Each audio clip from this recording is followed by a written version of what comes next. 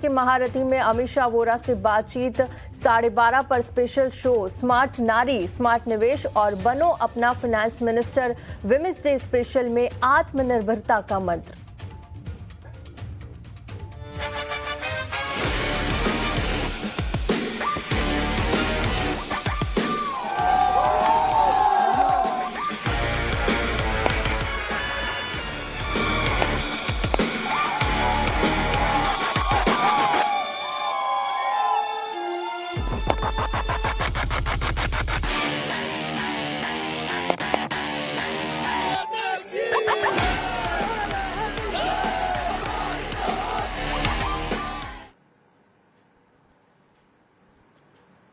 नमस्कार, power trade में आप सभी का स्वागत है। आपके साथ मैं हूं मानसी दवे और मेरे साथ है मेरी सहयोगी तृप्ति। भारतीय बाजार के लिए हफ्ते का आखिरी कारोबारी सत्र कैसा रहेगा इस पर तो बातचीत करेंगे ही, लेकिन जो रोमांचक मैच कल हमने देखा सबसे पहले वहां से शुरुआत करेंगे। जी हां, T20 वर्ल्ड कप फाइनल में टीम इंडिया की धमाकेदार एंट्री। और क्या रोमांचक मैच था तृप्ति, बहुत ही ज्यादा एड़ी चोटी की टक्कर कही जाएगी और काफी इंटरेस्टिंग लास्ट कुछ ओवर्स में तो मैच होता दिखा। और हाँ, कई सारे, वैसे तो सभी खिलाड़ी अपनी पूरे जोश के साथ खेल रहे थे, लेकिन कुछ तमाम ऐसे शॉट्स थे, कुछ तमाम ऐसे कैचेस थे, जैसे अक्षर पटेल ने कैच लिया था, इंटरेस्टिंग बना दिया था। उसके बाद जोश और बढ़ता दिखा। भारत ने इंग्लैंड को 7 रनों से हराकर T20 वर्ल्ड कप के फाइनल में जगह बना ली है। भारत ने करीब 150 रन का लक्ष्य इंग्लैंड के सामने रखा और शानदार हमने देखा पारी खेलकर इंग्लैंड को पीछे कर दिया। अब भारत का सामना फाइनल में न्यूजीलैंड से होने जा रहा है, जो कि 8 मार्च को अहमदाबाद में खेला जाएगा। ये भारत की चौथी बार फाइनल में पहुंचने की उपलब्धि है और अब पूरा देश अपनी टीम के साथ खड़ा है। कल भी खड़ा था और अब यहां से आगे जोश और हर्षोल्लास और बढ़ता दिखेगा। क्या भारतीय टीम इतिहास रचेगी या न्यूजीलैंड से कड़ी चुनौती मिलेगी? देखिए, भारत बनाम न्यूजीलैंड का मुकाबला 8 मार्च को। जी हां, और ईटी नाउ स्वदेश पर आपको सारे टेक्स इससे जुड़े भी मिलते हुए दिखेंगे। अहमदाबाद 8 मार्च को हम भी पहुंचेंगे और देखेंगे कि आखिरकार कितना रोमांचक वो मैच होता है। लेकिन चलिए, इस इंटरेस्टिंग जोश और हर्षोल्लास के साथ फ्राइडे सेशन की शुरुआत हो रही है। उम्मीद करके चलते कि इसी पॉजिटिविटी और इसी जोश के साथ आज का सेशन भी हो। लेकिन दूसरा एलिमेंट जो कि काफी इंटरेस्टिंग है, जी हाँ, विमेंस डे 8 मार्च को है, लेकिन नीति नाव स्वदेश विमेंस डे को आज ही से मना रहा है। और आपके स्क्रीन्स पर आज हम ढेर सारे एलिमेंट्स लेकर आएंगे, आपको बताएंगे काफी कुछ और विमेंस ने हर क्षेत्र में क्या उपलब्धियां पाई हैं आज के इस खास दिन। और वुमेन्स डे को आज ही से सेलिब्रेट करते करते हमारे देश की, दुनिया की सारी विमेन को ढेरों ढेरों शुभकामनाएं और सम्मान हम देना चाहते हैं। ये दिन हमें याद दिलाता है कि हर महिला अपनी मेहनत, संघर्ष और समर्पण से समाज में कितना बदलाव ला सकती है। हमारी टीम और हमारे दर्शकों का साथ हमारी प्रेरणा है और हम मिलकर एक मजबूत और सशक्त समाज बनाएंगे। Tripti, happy women's day to you as well. Happy women's day to you Mansi and good morning. और देखिए, विमेंस डे की शुरुआत हमने आज से ही कर दी है। भले वो 8 मार्च को संडे के दिन होने वाला है, लेकिन आज से हम महिलाओं को यहाँ पर सम्मान दे रहे हैं। महिलाओं की जो शक्ति है उसे सलाम कर रहा है ईटी नाउ स्वदेश। और देखिए, आज सुबह से हम अब शुरुआत कर देंगे। काफ़ी सारे कॉर्पोरेट दिग्गज, एंटरप्रेन्योर्स, काफ़ी सारे वुमेन्स पैनल आज हमारे चैनल पर जुड़ने वाले हैं। देखिए, उसमें कुछ नाम भी शामिल हैं एंटरप्रेन्योर्स के साथ। सुबह से 10 बजे से लेकर हम चर्चा यहाँ पर शुरू करने वाले हैं और बड़ी महिला दिग्गज यहाँ पर जुड़ने वाली। सुबह 10:10 पर मार्केट के महारथी में अमीषा वोरा हमारे साथ होंगे। उसके बाद 12:30 बजे एक स्पेशल शो हम करने जा रहे हैं, जिसमें स्मार्ट नारी का एक थीम लेकर हम आएंगे, जहां पर भी हमारे साथ कई सारी महिला पैनल्स जुड़ने वाली। स्मार्ट निवेश और बनो अपना फाइनेंस मिनिस्टर में विमेंस डे स्पेशल में आत्मनिर्भरता का मंत्र देंगे। तो देखिए, आज सुबह से हमारे यहाँ पर विमेंस डे का जो है सेलिब्रेशन वो शुरू हो चुका है और ये सेलिब्रेशन यहाँ पर नहीं रुकने वाला है, लगातार चलेगा। और आप बने रहिए हमारे साथ। सुबह से जो चर्चा हम शुरू करेंगे वो 6:30 बजे तक शाम को भी आपको मिलेगी और वहाँ पर भी हम एक बनो अपना फाइनेंस मिनिस्टर का स्पेशल शो लेकर आते हैं और वहाँ पर हम विमेंस डे को सेलिब्रेट करते हुए आपको दिखेंगे। तो प्लीज़ हमारे साथ दिन भर बने रहिए और देखते रहिए ईटी नाउ स्वदेश। लेकिन चलिए मानसी,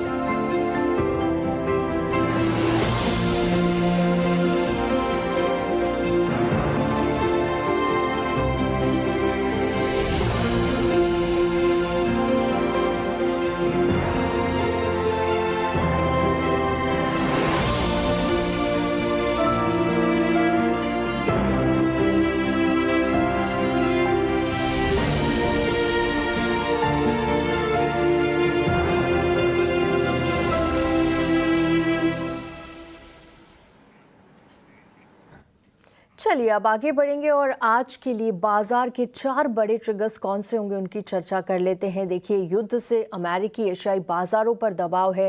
गिफ्ट निफ्टी देखिए 200 अंक नीचे लगातार कारोबार कर रहा है पिछले कुछ दिनों से। आज देखिए युद्ध का 7वां दिन है और यहाँ पर एयर स्ट्राइक्स लगातार जारी है। तस्वीरें भी हम साफ तौर से देख पा रहे हैं और उसी का दबाव हम ग्लोबल बाजारों पर देख रहे हैं। कल अच्छी तेजी जरूर नजर आई थी, लेकिन आज फिर से देख सकते हैं आप दुनिया भर के बाजारों में दबाव और हमारा अपना इंडिकेटर गिफ्ट निफ्टी भी फिलहाल 200 अंक नीचे कारोबार कर रहा है। दूसरे बड़े ट्रिगर की बात करें तो देखिए जो जियोपॉलिटिकल टेंशन से सबसे ज्यादा इंपैक्ट होने वाली कमोडिटी है वो क्रूड होती है। क्रूड में लगातार 5वें दिन हम उबाल देख पा रहे हैं, तेजी देख पा रहे हैं, क्योंकि स्ट्रेट ऑफ हॉर्मोज पे भी प्रतिबंध लगा हुआ है और वहां पर ईरान ने धमकी दे रखी है कि अगर कोई यहां से वेसल पास होता है तो वहां पर हमले की आशंका इसकी वजह से देख पा रहे हैं कि क्रूड में भारी उबाल है और फिलहाल $84 के पास यहां पर कच्चा तेल अच्छी तेजी के साथ कारोबार करता हुआ। तीसरा बड़ा ट्रिगर देखिए एफआईएस यहां पर फिर से लगातार बिकवाली होती हुई 3,753 करोड़ के शेयर्स कल के सेशन में यहां पर एफआईएस ने बेचे हैं। वहीं डीआईएस दूसरी तरफ लगातार यहां पर खरीदारी और कल के सेशन में भी हमने देखा 5,000 रुपए से ज्यादा की एक बड़ी खरीदारी डीआईएस की ओर से आती हुई नजर आई। आखिरी ट्रिगर चौथे बड़े ट्रिगर की बात कर लेते हैं तो देखिए स्टॉक स्पेसिफिक आज थोड़ा सा एक्शन दिख सकता है आपको मजगांव डॉक में। यहां पर करीब 99,000 करोड़ रुपए के सबमरीन प्रोजेक्ट को सरकार से मंजूरी संभव है, वहां से करार हो सकता है। तो आज मजगांव डॉक पर नजर रखिएगा, शिप बिल्डिंग शेयर्स पे आज नजर रखिएगा और उसमें भी आज आपको मजगांव डॉक में एक एक्शन दिख सकता है। तो आज के बाजार के लिए ये 4 बड़े ट्रिगर्स है जहां पर हमारी निगाहें रहने वाली है। लेकिन चलिए हमने देखा यहाँ पर ग्लोबल बाजार और दुनिया भर के बाजारों पर दबाव देखने को मिला, लेकिन मानसी से समझ लेते हैं। मानसी, क्या क्यूज मिल रहे हैं, क्या संकेत मिल रहे हैं? कल के बाजार में हमने देखा हल्की फुल्की तेजी रिकवरी जरूर नजर आई थी, हमारे बाजारों में भी नजर आई, लेकिन देखिए आज फिर से हम देख पा रहे हैं हल्का प्रेशर नजर आ रहा है। जिस तरह की जियोपॉलिटिकल टेंशन है वो अभी भी बरकरार है, वहां पर कुछ ईज आउट होता हुआ नजर नहीं आ रहा है। लेवल्स किस तरह के नजर आ रहे हैं और किस तरह का सेटअप अब हमारे बाजारों के लिए बनेगा ग्लोबल बाजारों से? बिल्कुल तृप्ति, देखिए एक दिन की तेजी थी, टिक नहीं पाई और जब तेज थे कल जब हम मॉर्निंग में इंडिकेशंस बता रहे थे विदेशी बाजार की, तब भी हमने व्यूअर्स को बताया था कि काफी दिनों की गिरावट और उतार चढ़ाव के बाद ये तेजी नजर आई है। इस पे भरोसा ज्यादा नहीं करना है, हो सकता है एक वन ऑफ हो और उसके बाद वापस से मार्केट्स जो है चैलेंज फेस करें, और कुछ ऐसा ही होता भी दिखा। ईरान और अमेरिका युद्ध और तेल की कीमतों में उछाल से हम देख रहे हैं बाजार में दबाव है। बीती रात हमने अमेरिकी बाजार में देखा डाउ, नैस्डैक, S&P में बिकवाली का दबाव। डाउ जोन्स में सबसे ज्यादा गिरावट, करीब 1,000 अंक की गिरावट ड्यूरिंग द सेशन देखी गई और टुवर्ड्स क्लोज भी हमने 784-800 अंकों की गिरावट के साथ ही क्लोजिंग देखी। इस सुबह एशियाई बाजार के संकेत भी कमजोर हैं। गिफ्ट निफ्टी की तरफ से इम्प्लीकेशंस जो है इम्प्लाइड ओपन के 200 अंकों की बिकवाली पर ये चल रहे हैं। सो क्लियरली हम देख रहे हैं कि बिकवाली का दबाव विदेशी बाजार से इवेंचुअल इम्पैक्ट भारतीय बाजार पर आना ही है।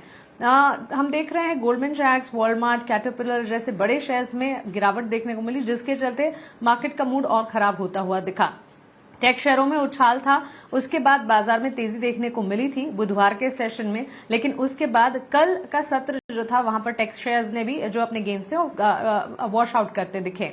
ग्लोबल अनिश्चितताएं और बढ़ी है, जिसके चलते बाजार में डर का माहौल है। महंगे क्रूड ने भी टेंशन बढ़ा रखी है। कच्चे तेल में हम देख रहे हैं जो उबाल है लगातार बढ़ता जा रहा है। एयरलाइन, ट्रैवल सेक्टर पर ज्यादा असर पड़ता हम देख रहे हैं और नॉट जस्ट ये, डोमेस्टिक मार्केट्स में भी कई सारे सेक्टर्स है जिस पर असर पड़ता है, जिस पर बुलेटिन में आगे चर्चा भी करेंगे। तेल महंगा होने से एयरलाइन कंपनियों के शेयर्स में तेजी से गिरावट है।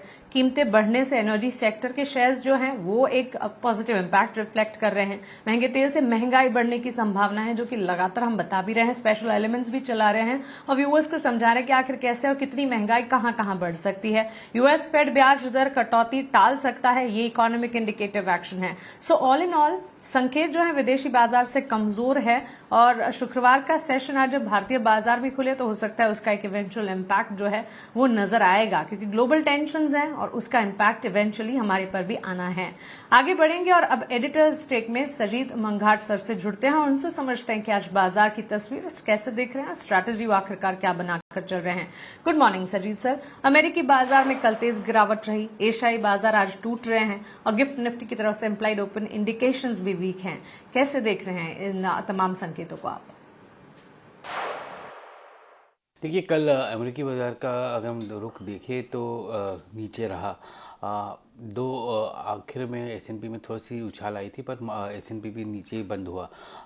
मेजर कारण जो है वो क्रूड प्राइसेस को लेके है। क्रूड में जो बढ़त दिख रही है, मतलब क्रूड की वजह से जो बढ़त दिख रही है और उसकी वजह से जो मैक्रो इकोनॉमिक कंडीशंस हैं या फैक्टर्स जो इन्फ्लुएंस हो रहे हैं, जैसे कि आपका इन्फ्लेशन हो गया, बाकी एनर्जी रिक्वायरमेंट्स हो गई, एनर्जी प्राइसेस बढ़ने की उम्मीद है उसकी वजह से, उस सब के चलते बाज़ार भी थोड़े से वीक रहे। डॉलर भी स्ट्रेंथन हुआ है, जिसके चलते हमने देखा कि गोल्ड में भी थोड़ी सी गिरावट देखने को मिली। गोल्ड अभी 5,000 के आसपास आ गया है और सिल्वर को हम देखें तो 82.8 के आसपास है। तो बाज़ार थोड़ा सा नरम है। कारण ये है कि उसको समझ में नहीं आ रहा है कि ये युद्ध जो है यूएस और इजराइल और ईरान के बीच का, ये कितने दिन तक चलेगा। उम्मीद ये थी कि कुछ दिनों में होगा या कुछ हफ्तों में होगा, पर अभी ऐसा लगता है कि जिस तरह से ईरान रिटेलिएट कर रहा है, ईरान रिटेलिएट सारे गल्फ़ कंट्रीज़ के एसेट्स पे कर रहा है, जिसकी वजह से पूरा जीसीसी जो है, जो गल्फ़ कॉपरेशन काउंसिल जो है, उन सब के सारे कंट्रीज़ में वो अभी इम्पैक्ट आने लगा है। उनके उनके आउटपुट पे इम्पैक्ट आने लगा है। तो वो एक बड़ा सा कारण है। और एनर्जी नीड्स जो हैं, जो हम देख रहे हैं स्टेट ऑफ हॉर्मस से, वहाँ पर भी बहुत कम शिपमेंट्स हो रही हैं। तो एक चीज़ वो है जिसको हमें ध्यान में रखना पड़ेगा, क्योंकि एनर्जी की वजह से आपके काफ़ी सारे इकोनॉमिक फैक्टर्स चेंज हो जाते हैं और उसके वजह से काफ़ी इकोनॉमिक कंपनीज जो उसमें डिपेंडेंट है या डेरिवेटिव्स, क्रूड डेरिवेटिव्स के ऊपर जो डिपेंडेंट है, उसकी वजह से उसकी इन्फ्लेशन जो है अर्निंग्स में इम्पैक्ट होते हैं। हाँ, हमारे भारत में अगर हम देखें तो अर्निंग्स में वैसे भी हम एक तरह से तीसरी तिमाही हमारे लिए थोड़ा सा अच्छा तिमाही था, बट अगर ये शॉक अगर आएगा तो ये Q4 और अगले क्वार्टर में ये इसका इम्पैक्ट देखने को मिलेगा। बट भारत की तरफ से हम देखें तो कल का बाज़ार अच्छा रहा। हम बंद हुए ऊपर 24,760 के ऊपर। थोड़ी सी एक्सपायरी भी थी, सेंसेक्स की एक्सपायरी थी, तो उसकी वजह से भी थोड़ा सा हमने पुल बैक देखा था मार्केट में। बट उससे ज़्यादा जो था कि कुछ न्यूज़ रिपोर्ट्स चल रही थी कि ईरान बातचीत के लिए तैयार है, यूएस बातचीत के लिए तैयार है, और जो कि बाद में खंडित कर दिया गया था। बट उसके चलते हमने देखा कॉल्स में काफ़ी स्पाइक देखने को मिला 2:40 के बाद, और वो एक बड़ा फैक्टर था कि मार्केट भी ऊपर बंद हुआ। तो आज थोड़ी सी नरमी रहेगी मार्केट में, थोड़ा सा करेक्शन आने की उम्मीद है, क्योंकि ईरान ने तो मना कर दिया है कि ऐसे टॉक्स हो रहे हैं, और ऊपर से यूएस ने अपने कुवैत की एम्बेसी को भी बंद कर दिया है। तो ये थोड़ा सा एस्केलेशन चल रहा है। क्रूड एक बड़ा फैक्टर रहेगा, और स्टेट ऑफ हॉर्मस में जो कि यूएस ने कहा है कि वो प्रोटेक्शन देगा, पर उससे काफ़ी नहीं है, क्योंकि उसकी वजह से कुछ शिपमेंट्स नहीं मूव हो रही, क्योंकि सारी शिपमेंट्स तभी मूव होंगी जब इंश्योरेंस होगा, और इंश्योरेंस हो नहीं रहा है। और हमने जैसे कल एक हमारे सहयोगी ने, जैसे अनुराग ने जो स्टोरी की थी कि 10 टाइम्स बढ़ गया है प्राइस इंश्योरेंस का, शिपिंग इंश्योरेंस का। तो वो भी एक फैक्टर है कि जिसकी वजह से शिपिंग बंद हो गई है, क्रूड नहीं आ रहा है। तो ये सारे फैक्टर्स हैं। आज की डेट में देखें तो क्रूड एक बड़ा फैक्टर है जो इम्पैक्ट करेगा यूएस मार्केट और सारे मार्केट्स को एक्चुअली। और उस पर एक नज़र रखनी पड़ेगी कैसे है क्रूड का दाम कैसे है। अगर हम देखें तो क्रूड WTI जो है 79 पे है, और ब्रेंट जो है 83 के आसपास है। तो WTI भी 80 की तरफ बढ़ रहा है, वो भी एक फैक्टर है। बिल्कुल सजीत सर, लेकिन आपने एक बात कही कि कच्चे तेल पर नज़र रखना होगी। यहाँ पर देखिए, अमेरिका ने इंडियन कंपनियों को रूस से तेल खरीदने के लिए कुछ दिन की मोहलत दे दी है। इसका क्या इम्पैक्ट देखने को मिल सकता है और क्या मायने हैं इसके? देखिए इसके कुछ फ़ायदे हैं। ये जो इसको अगर हम ध्यान से पढ़ें तो इसमें ये लिखा है कि जो ऑयल शिपमेंट्स अभी ट्रांजिट में हैं या जो समुद्र में अटके हुए हैं, वो शिपमेंट्स भारत उनसे रूस से ले सकता है। वो एक बहुत बड़ी चीज़ है, क्योंकि लगभग अनुमान ये है कि लगभग 9 मिलियन बैरल्स के रूसी तेल जो है समुंदर में अटके पड़े हुए हैं। तो भारत उसका एक लार्ज चंक ले सकता है। अगर हम देखें दिसंबर और जनवरी के महीने में भारत का जो सोर्सिंग था वो 33-34% से घट के 22% हो गया था रूस का, और वो ग्रेजुअली उसको कम कर रहा था। और अभी जो 30 डेज़ का जो वेवर मिला है, इसके तहत भारत जितने भी रूसी तेल है उसको ले सकता है, स्टॉकअप कर सकता है अगर ज़रूरत पड़े, क्योंकि ये वॉर के बारे में अभी हमें पता नहीं है। क्योंकि अगर हम देखें तो जैसे ऑयल मिनिस्ट्री ने कहा कि उनके पास क्रूड का 25 दिन का स्टॉक है और 25 दिन का उनके पास प्रोडक्ट्स का स्टॉक है, तो मतलब लगभग 50 दिन का स्टॉक है उनके पास। बट ये स्टॉक्स जो है अभी रिप्लेनिश करने पड़ेंगे। तो आप देखेंगे कि कुछ कंपनीज़ हैं जैसे कि आपके आईओसी है, आपका बीपीसीएल, एचपीसीएल, रिलायंस, ये सब के सब रूसी तेल लेते हैं। तो उसके वजह से इन कंपनियों को थोड़ा सा फ़ायदा होगा, क्योंकि वो जो सोर्सिंग है आसान हो जाती है तो अगले 30 दिन के लिए। और रूसी तेल थोड़ा सा सस्ता भी है मार्केट में, तो वो भी एक कारण है जिसके वजह से ये हो रहा है। बट ओवरऑल अगर देखें तो ये एक तरह से जो क्रूड शॉक आया है उसका थोड़ा सा उसको प्रेशर कम करने के लिए ये एक अच्छा सा एक्शन है जिसमें यूएस ने ये वेवर दिया है। बट हमारे लिए एक और जो चिंताजनक बात है वो है गैस की, पीएनजी की। वो पीएनजी अभी भी हमारे लिए बहुत ही स्केर्स है, क्योंकि हम मोस्टली जो है अपना पीएनजी 60% जो गैस है हम गल्फ़ से लेते हैं, कतार से सबसे ज़्यादा लेते हैं, और वहाँ पर स्ट्रेट ऑफ हॉर्मुज़ बंद होने की वजह से वो पूरा गैस जो है फंसा पड़ा हुआ है, तो वो भी एक कारण है। बट ओवरऑल देखें तो थोड़ा सा ईजिंग है हमारे लिए। तो कुछ ये जो ओएमसीज हैं उनके लिए थोड़ा सा फ़ायदेमंद रहेगा कि वो सस्ता क्रूड ले पाएंगी, और जो उनको जो लॉसेस अभी ऑब्जॉर्व करने पड़ेंगे क्योंकि स्पाइक हुआ है, वो उतना नहीं करना पड़े। बिल्कुल, लेकिन सजीत सर, एफआईएस की बिकवाली का सिलसिला थमने का नाम नहीं ले रहा और डीआईएस लगातार सपोर्ट कर रहे हैं। कल भी अगर आप देखें कैश सेगमेंट में 3,753 करोड़ के शेयर्स एफआईएस ने बेचे, तो उसके सामने डीआईएस ने करीब 5,153 करोड़ की खरीदारी भी की है। इन संकेतों को विदेशी संस्थागत निवेशक, घरेलू संस्थागत निवेशकों के संकेतों का आप कैसे देख रहे हैं? देखिए कल के बाज़ार में हम देखें तो फ्रंटलाइन स्टॉक्स फिर बहुत एक्टिव रहे। रिलायंस सबसे ज़्यादा एक्टिव था, उसमें हमने देखा कि लगभग 47% का डिलीवरी थी और स्टॉक भी 3% बढ़ा था। तो वो भी एक चीज़ देखने को हमको मिली कि 1400 के नीचे है अभी रिलायंस, तो वो एक फैक्टर है रिलायंस के लिए।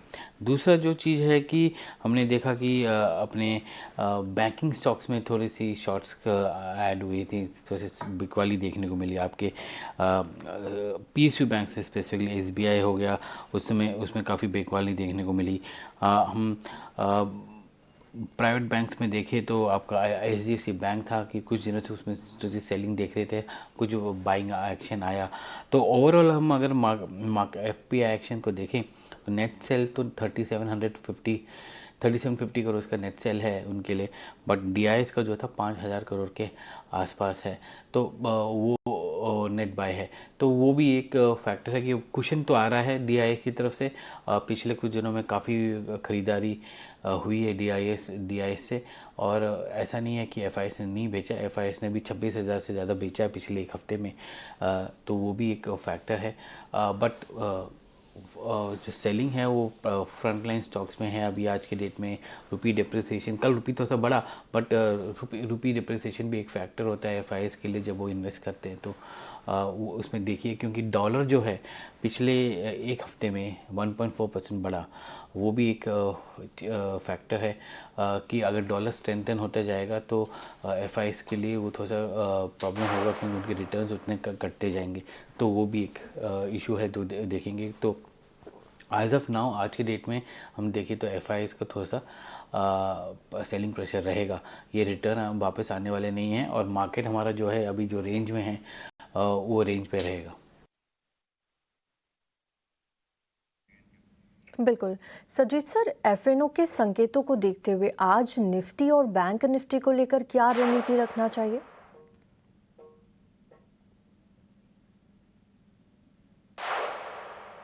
देखिए, हाँ, निफ्टी कल जो है आखिरी के 1 घंटे में काफ़ी बड़ा वो एक स्पोरेडिक इंसिडेंट है। कोई न्यूज़ आइटम को देख के काफ़ी कॉल वॉल्यूम बढ़े हैं कल 2:40 के बाद, जिसकी वजह से मार्केट में भी काफ़ी इम्पैक्ट आया और मार्केट आखिर में आगे जाके बंद हुआ, क्योंकि जो न्यूज़ था वो उतना सही नहीं था। तो वो करेक्शन आज आपको देखने को मिलेगी। पुट रेटिंग हमने देखा 24,500 और 24,600 में। कॉल रेटिंग देखने को मिला 24,800 और 25,000 में। और अगर हम अपना बैंड देखेंगे तो हम वापस वो 24,500 और 25,000 के बीच के बैंड में हम आ गए हैं, जहां पर मार्केट रेंज बाउंड रहेगा। तो वो एक है। और पुट कॉल्स जो बड़ी थी उसकी वजह से जो पुट कॉल रेशियो है वो भी घटा, अभी 0.9 हो गया है। कल अगर हम एफ की एक्टिविटीज़ को चेक करें तो शॉर्ट्स 42 करोड़ के थे, बट ओपन इंटरेस्ट जो है वो 600-700 करोड़ बढ़े। तो इसका मतलब ये है कि थोड़े से शॉर्ट्स थोड़े से कवर हुए थे कल तो लास्ट 1 घंटे में, जिसके वजह से हमने देखा कि मार्केट भी ऊपर गया और कुछ लॉन्ग पोजीशंस भी ऐड हुए हैं उसमें। निफ्टी बैंक में थोड़ा सा लॉन्ग पोजीशंस ऐड हुए हैं और वहाँ पर ओवरऑल अगर हम ओपन इंटरेस्ट देखें तो वो भी बड़ा है, 6,130 करोड़ हो गया है निफ्टी बैंक का। बट लॉन्ग पोजीशंस थोड़े से मार्केट में आए हैं कल, क्योंकि कल जो लॉन्ग पोजीशंस हैं वो 14.6% पे हैं एफ के लिए, जो कि एक दिन पहले 13.7 के आसपास था। तो थोड़े से लॉन्ग ऐड हुए हैं मार्केट में। और मार्केट आज के डेट में हम देखें तो थोड़ा सा रेंज बाउंड रहेगा। कुछ करेक्शन जो कल का जो एकदम स्पर्ट आया था लास्ट 1 घंटे में, उसमें उसकी वजह से थोड़ा सा करेक्शन देखने को मिल सकती है। और 24,500 और 25,000 के बीच में ऑप्शंस जो है वो दिखा रहे हैं कि वो ट्रेडिंग रेंज रहेगा। बिल्कुल सजीत सर, शिप बिल्डिंग और डिफेंस का खेमा कल भी फोकस में था और आज भी खबरों के दम पर फोकस में रह सकता है। मैसगांव डॉक को 99,000 करोड़ के सबमरीन प्रोजेक्ट्स के लिए जो चर्चा हो रही थी वो पूरी हो चुकी है। सरकार से जल्द मंजूरी की संभावना है। वहीं स्वदेशी मैरीटाइम सोल्यूशन बनाने के लिए गार्डन रीच शिप बिल्डर्स का भारत फोर्ज की सब्सिडरी के साथ भी करार जो है वो हुआ है। इन सभी कुछ को देखते हुए शिप बिल्डिंग स्पेस में आज किस तरह के इम्पैक्ट देखने को मिलेंगे? देखिए, शिप बिल्डिंग शेयर्स काफ़ी दिनों से फोकस में हैं। हमने देखा मैसगांव फोकस में है, हमने देखा GRSC है, कोचिन शिपयार्ड है, ये सारे शेयर्स फोकस में हैं। उसको अगर हम थोड़ा सा और देखें तो क्लोजली देखें तो मैसगांव जो है वो प्रोजेक्ट 75I जो कि अटैक सबमरीन्स हैं, 6 अटैक सबमरीन्स हैं जो थाइसन ग्रुप के साथ मिलकर वो बना रही हैं। उसका नेगोशिएशन कंप्लीट हो गया है, अब सरकार को उसका फाइनल नोट देना है। तो 99,000 करोड़ का ऑर्डर है, अनुमान ये है, और ये अगले 5 से 7 साल के बीच में बनना है। तो ये एक बहुत बड़ा ऑर्डर है जो मैसगांव को मिलेगा। हाँ, ये बात एक और चीज़ है कि मैसगांव के ऑर्डर जो है अभी इसका स्पिल ओवर जो है बाकी कंपनीज में भी आएगा, क्योंकि सारा कुछ मैसगांव एक साथ नहीं बना पाएगा इतने छोटे टाइम पे। तो बाकी शिप बिल्डर्स को भी देगा, जैसे कि आपके L&T हो गए, या क्योंकि L&T भी सबमरीन के हल वगैरह बनाते हैं, तो वो भी वहाँ से भी वहाँ उनको भी L&T को भी इसका थोड़ा सा फ़ायदा होगा। इसका डोमेस्टिक कंपनीज में भी इसका काफ़ी फ़ायदा होने वाला है। तो अब 99 अगर हम देखें तो 99,000 करोड़ का ऑर्डर है, पर इसका इकोसिस्टम में हम काफ़ी इंडियन कंपनीज को देखेंगे जहाँ पर उनकी कंट्रीब्यूशन देखेंगे, क्योंकि इसमें काफ़ी ज़्यादा डोमेस्टिक लोकलाइजेशन होगा इसके अंदर। तो वो एक बड़ी चीज़ है। GRSC का जो देखेंगे हम, कल्याणी ग्रुप के साथ उन्होंने अनमैन्ड प्लेटफॉर्म्स के लिए उन्होंने एक स्ट्रैटेजिक टाइप किया है। तो वो भी एक इम्पॉर्टेंट चीज़ है, जो एक कैपेबिलिटी है जो GRSC अपना बिल्ड कर रहा है आगे के लिए। तो ये सारी चीज़ें जो हैं वो एक तरह से बताती हैं कि डिफेंस कंपनीज बहुत एक्टिव रहेंगी।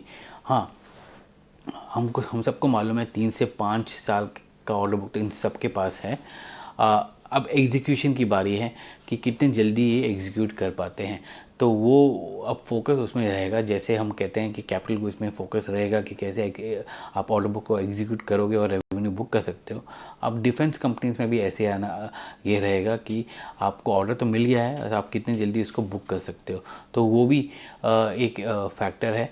ऑर्डर बुक मात्र ऑर्डर बुक आना काफ़ी नहीं है, उसका एग्जीक्यूशन है। और इन सारे कंपनीज़ के पास मैज़गांव या हो या बाकी हो, उन सबके पास आइडल कैपेसिटीज़ हैं जहाँ पर वो अपना काम शुरू कर सकती हैं। और ये आगे जाके इनके रेवेन्यू ग्रोथ के लिए एक अच्छा सा माप है कि किस हेड्स, क्योंकि स्ट्रीट अभी बहुत ही एग्रेसिव हो गया है इन कंपनीज़ के अगेंस्ट कि अगर आप एग्जीक्यूट नहीं कर पा रहे तो आपकी वैल्यूएशन गिरेगी, आपको स्टॉक करेक्ट होगा। तो आज की डेट में जो वैल्यूएशन वैसे भी डिफेंस कंपनीज़ की बहुत हाई हैं, वो एट रिस्क आ जाती हैं अगर आप एग्जीक्यूशन नहीं कर पाते। तो अभी फोकस जो है स्ट्रीट का कि हाँ ठीक है, आपका ऑर्डर बुक है, अब आप कैसे उसको कन्वर्ट करते हैं रेवेन्यू पे, वो उस पर फोकस रहेगा। सर आपका इस पूरी चर्चा के लिए, और चलिए इसी के साथ यहाँ पर रुकेंगे एक छोटे से ब्रेक के लिए। ब्रेक के बाद चर्चा जारी रहेगी।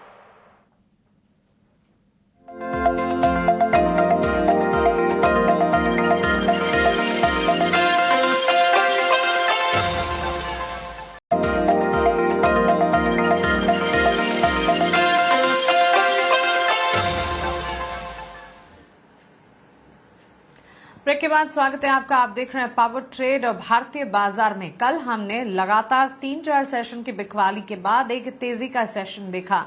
शुरुआत अच्छी खासी होती दिखी, उसके बाद वॉलेटाइल मूव्स भी थे और टुवर्ड्स क्लोजिंग जब यूनाइटेड स्टेट्स और साथ ही ईरान के तनाव कम होने की उम्मीद की खबर आती दिखी, जो कि इस वक्त वापस से कह सकते हैं कि वापस ये तनाव बढ़ा है। लगातार 7 दिनों से जो अटैक्स है वो जारी है। वो खबर ने एक तरह से बाजार का मूड वापस से last half an hour of trade में सुधारा था, लेकिन वहां से आगे अब वो खबर भी गलत साबित होती हुई दिखी। ईरान की तरफ से फिर से प्रतिक्रियाएं आई कि ऐसा कुछ नहीं है।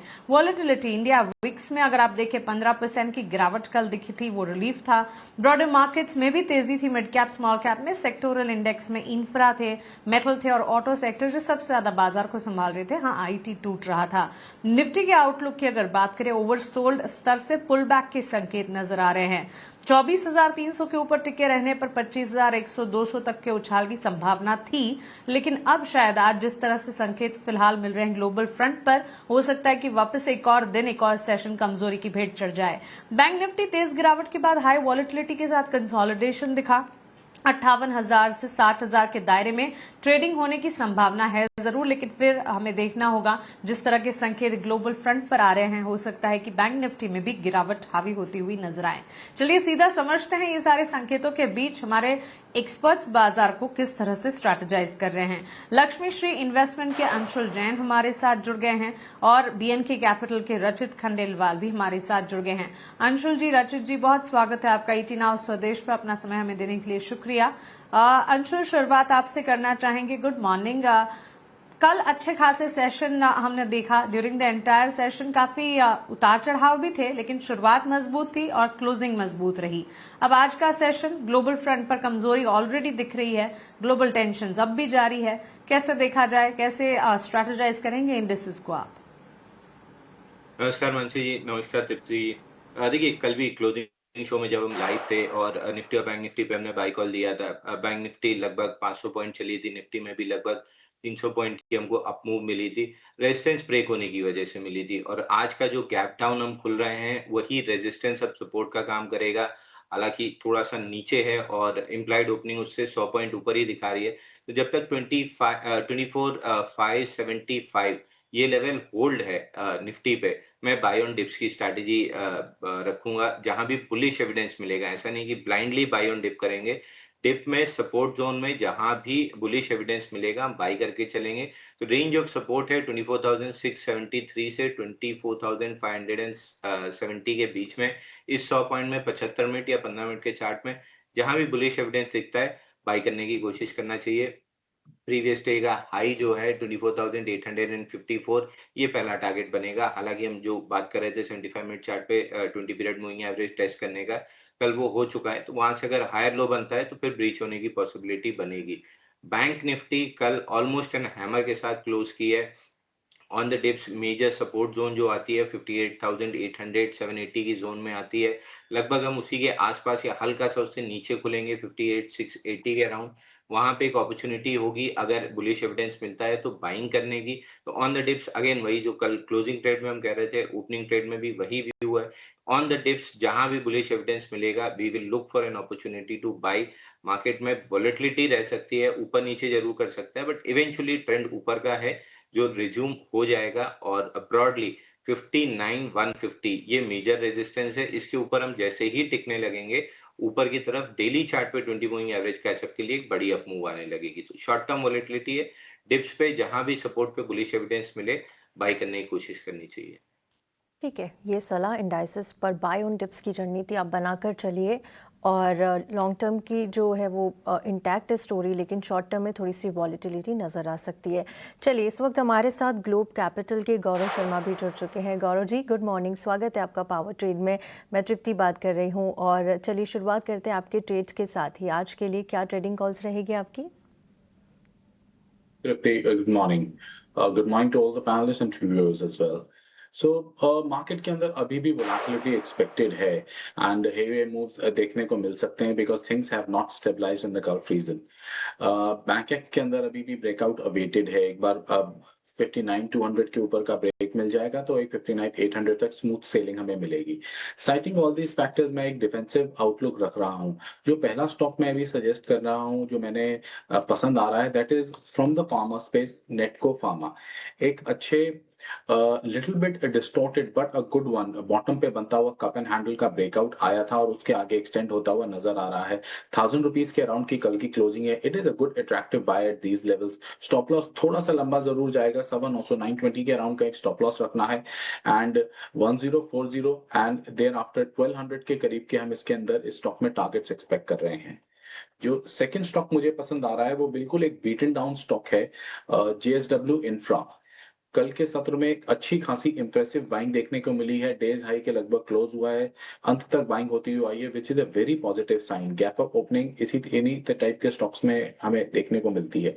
कोई भी अगर एक स्टॉक की साइटिंग की बाजार एक नेगेटिव नोट पे ओपन हो रहा है, अगर एक सॉफ्ट ओपनिंग होती है, फ्लैटिश ओपनिंग होती है, तो इसे हम करंट लेवल पे बाय करना चाहिए। पहला टारगेट होगा 272, देयर आफ्टर 280 के टारगेट। जो स्टॉप लॉस रखना है दैट इज 252 का। तो दोनों ही बाय कॉल्स हैं।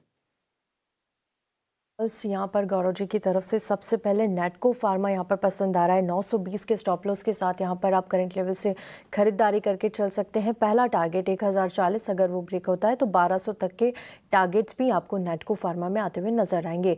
जेएसडब्ल्यू इंफ्रा दूसरी पसंद है। यहाँ पर भी देखिए करंट लेवल पे आप खरीदारी करके चल सकते हैं। 250 का स्टॉप लॉस लगाइए और 272 से 280 तक के टारगेट्स आपको यहाँ पर आते हुए नजर आएंगे। तो आज अपनी रडार पर रखिएगा नेटको फार्मा और जेएसडब्ल्यू इंफ्रा। लेवल्स लगातार स्क्रीन पर फ्लैश हो रहे हैं, खासतौर पे स्टॉप लॉस का ध्यान आप जरूर से रखिएगा। रचित, हाय, गुड मॉर्निंग। आपकी ट्रेडिंग कॉल्स क्या रहेगी आज के लिए? तृप्ति, आपको गुड मॉर्निंग, मानसी मैम को गुड मॉर्निंग, मेरे फेलो पैनलिस्ट को भी गुड मॉर्निंग। देखिए 30 सेकेंड्स ले लेता हूँ मैं आपसे और क्लियर केस। कल हम बेरिश ट्रेंड के साथ ही बैठे हुए थे और टुवर्ड्स क्लोजिंग ऐसा लग रहा था कि हाँ बिल्कुल फ्लैट क्लोजिंग हो जाएगी। IT as we had predicted, Infy भी आपका नीचे हमारा फर्स्ट टारगेट हिट कर गया था। उसके बाद एफएमसीजी स्पेस में भी आप देखें कि सेलिंग प्रेशर हावी हो गया था और क्लियरली बैंकिंग सब नीचे जा रहा था। एक news I at around 240 and everything changed and finally post closing पता लग गया कि वो न्यूज सही नहीं है। आई बिलीव आज उसका आपको एक बहुत स्ट्रॉन्ग रिएक्शन देखने को मिलना चाहिए सेकेंड हाफ में। Yesterday somehow the bulls were saved. Today the carnage may happen. और इसके पीछे का मैं आपको एक और कारण बताता हूँ। Today it's Friday. कुछ महीनों पहले हम बोलते थे TGIF अच्छा लगता था, मार्केट्स ओवर होते थे, 2 दिन की छुट्टी मिलती थी। अब सिचुएशन ये हो गई ओवर द वीकेंड जिस तरीके से न्यूज डेवलपमेंट्स आते हैं, ऐसा लगता है ऑफिस में बैठे रहे तो ज्यादा अच्छा है। तो एक फियर बहुत बड़ा है अब कि वीकेंड्स पे जिस तरीके से डेवलपमेंट हो रहे हैं उसको बिल्कुल भी ओवररूल नहीं कर सकते, स्ट्रीट भी नहीं करेगी। मैं समझ रहा हूँ सेकेंड हाफ में आपको हैवी सेलिंग प्रेशर दिखेगा। नॉट टू फॉरगेट उस न्यूज के बावजूद एफआईआईज के कल सेलिंग फिगर ही आए थे, मतलब हायर लेवल्स पे भी एफआईआईज सेलिंग ही कर रहे हैं। ये मार्केट का ओवरव्यू हो गया। आज के लिए इंपॉर्टेंट होगा 24,200 के ऊपर निफ्टी को मेंटेन करके रखना, और मैं समझता हूं अगर वो हो जाती है तो नेक्स्ट वीक के लिए हमारे पास कुछ ट्रेंड्स बचे हुए रह जाएंगे। इसके साथ साथ बाइंग कॉल एक है आज के लिए, contra to what I am predicting for the markets. GRSC news based है, 2400 पे अच्छा लग रहा है। एक ओपनिंग में मूव आपको देखने को मिल सकता है, 2550 के टारगेट्स हैं, और 20 to 80 के स्टॉप लॉस के साथ इसको अप्रोच किया जा सकता है। मॉइल, ये भी एक न्यूज बेस्ड मूव ही आज आपको दिखाना चाहिए। 288 पे चल रहा है, 282 का स्टॉप लॉस, 296 का टारगेट। और कल की कॉल्स का अपडेट, इन्फी का हमारा पहला टारगेट हिट हो गया था, Coal India was the star performer, और पेट्रोनेट एलएनजी जो हमने कॉल दी थी उसका स्टॉप लॉस ट्रिगर हो गया था। एब्सोल्युटली रचित, बधाई आपको, आपके दिए कॉल्स वर्कआउट हो रहे हैं और आपकी नई trading idea, stock specific recommendations भी with target stop losses strategy wise हमारे स्क्रीन पर फ्लैश हो रही है। गार्डन रीच शिप बिल्डर पर खास नजर रखनी चाहिए। रचित के फोकस रेडार पर भी है और यहाँ पर आज न्यूज फ्लो का इम्पैक्ट भी है जो कि रिफ्लेक्ट होता दिख सकता है। कोल इंडिया, रिलायंस जैसे काउंटर्स बड़े हैवी वेट कल बाजार को संभाल रहे थे, क्या आज वहां से बाजार को सपोर्ट मिलेगा या नहीं, बड़ा सवाल है। पेट्रोनेट एलएनजी में कल 5% की तेजी थी, वहां पर भी देखना होगा कि वो तेजी गेंस फिजल आउट होते हैं या फिर वहां से फर्दर अपसाइड नजर आती है। लेकिन अंशुल जी, आपसे आपके trading idea, stock specific recommendations अभी जानना बाकी है। बताएं कौन से सेक्टर्स, थीम्स और स्टॉक्स हैं आपके फोकस रेडार पर? देखिए, स्ट्रैटेजी अगेन सिंपल रहेगी। रिलेटिव स्ट्रेंथ बाई करना है, रिलेटिव वीकनेस बेचना है, तो रिलेटिव स्ट्रेंथ बाई करेंगे ऑन द डिप्स। मार्केट हल्का सा नीचे खुल रहा है तो डिप का वेट करेंगे। एम्बर एंटरप्राइजेस स्ट्रॉन्ग मूव रहा है और फ्लैग पैटर्न की फॉर्मेशन है। फाइनली 3 दिन में जाके 10-20 डे मूविंग एवरेज कैचअप हुआ है रेंज टॉप में। तो कहीं भी डिप मिलती है 7,770 तक ओपनिंग, क्योंकि हम 200 पॉइंट नीचे कर रहे हैं, तो कल के क्लोज से थोड़ा सा डिप में मिलेगा। 7,770 के अराउंड बाई करना है, 7,700 का स्टॉप लॉस लगाना है और 7,900 का टारगेट रहेगा। दूसरा again favourite counter astral, breakout sustain कर रहा है, वापस से 2 दिन इनसाइड बार बनी, और आज अगर ओपनिंग सेशन में किसी भी तरह की डिप मिलती है 1640 के अराउंड, 20 रुपए नीचे, तो तुरंत लॉन्ग करके चलना है। 1610 का स्टॉप लॉस रहेगा और 1700 का टारगेट रहेगा। तीनों बार मार्केट जब नीचे खुला है, हमने एस्ट्रल डिप में बाई किया और टारगेट्स अचीव हुए हैं, तो ये 4th अटेम्प्ट है। जब मार्केट नीचे खुल रहा है तो हम रिलेटिव स्ट्रेंथ बाई करने की कोशिश कर रहे हैं। इवेंचुअली जब मार्केट स्टेबलाइज होकर ऊपर चलना चालू करेगा तो लगभग 2000 तक के टारगेट इसमें मिलेंगे। तो हर इस तरह की पैनिक सेलिंग जो भी निफ्टी में आती है, एस्ट्रल में बाइंग के लिए यूज करना चाहिए। ऑलराइट, एस्ट्रल और एम्बर एंटरप्राइजेस दो स्टॉक्स हैं अंशुल जी के फोकस रेडार पर। 1700 के टारगेट एस्ट्रल में, 1610 का एक स्टॉप लॉस मेंटेन करना होगा। कल करीब आधे से 1% तक की तेजी हमने देखी थी, यहां से आगे फर्दर अपसाइड एक्सपेक्टेड है। और इसके अलावा एम्बर एंटरप्राइजेस पर भी नजर रखें, यहां पर भी खरीदारी के मौके बन सकते हैं। 7,900 के टारगेट्स को ध्यान में रखें, 7,700 का स्टॉप लॉस लगाएं।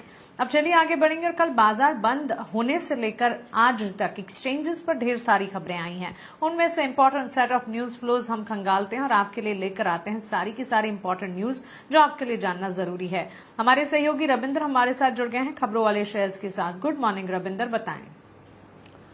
जी बिल्कुल, यहाँ पे आज तो काफ़ी सारे स्टॉक फोकस में रह सकते हैं। यहाँ पर सबसे पहले हम शुरुआत करते हैं जो OMC स्टॉक्स हैं उनसे शुरुआत करते हैं। यहाँ पर आज ये स्टॉक काफ़ी फोकस में रह सकते हैं। यहाँ पर स्कॉट बेसेंट ने कहा है कि ग्लोबल मार्केट में ऑयल सप्लाई को कंटिन्यू रखने के लिए US ट्रेजरी डिपार्टमेंट ने 30 डेज़ का टेम्परेरी वेवर इशू किया है, जिसके चलते इंडियन रिफाइनरीज जो है रशिया से ऑयल खरीद सकती। सो ये सभी रिफाइनरीज कंपनी आज फोकस में रह सकती है। दूसरे स्टॉक की बात करें तो यहाँ पर पेट्रोनेट LNG एंड गेल, ये दोनों स्टॉक फोकस में रह सकते हैं। जहाँ पर पेट्रोनेट LNG ने offtakers GAIL, Indian Oil Corporation, Bharat Petroleum को फोर्स मेजर डिक्लेयर जो है किया है, क्योंकि सप्लाई कतर एनर्जी ने जो है उन्होंने भी सेम नोटिस मिला है। सो टोटल फाइनेंशियल इंपैक्ट अभी क्लियर नहीं, सो इसके चलते ये स्टॉक भी फोकस में रह सकते हैं। MRPL की बात करें तो यहाँ पर MRPL ने रिपोर्ट को डिनाई किया है, जिसमें कहा गया था कि जो ईरान कॉन्फ्लिक्ट की वजह से फ्यूल एक्सपोर्ट होल्ड किया गया। कंपनी ने क्लैरिफाई किया है कि किसी भी तरह का फोर्स मेजर डिक्लेयर नहीं हुआ है। सो ये सभी स्टॉक आज काफ़ी फोकस में में रह सकता है। अगले स्टॉक की बात करें तो टाइम टेक्नोप्लास्ट भी फोकस में रह सकता है, जहाँ पर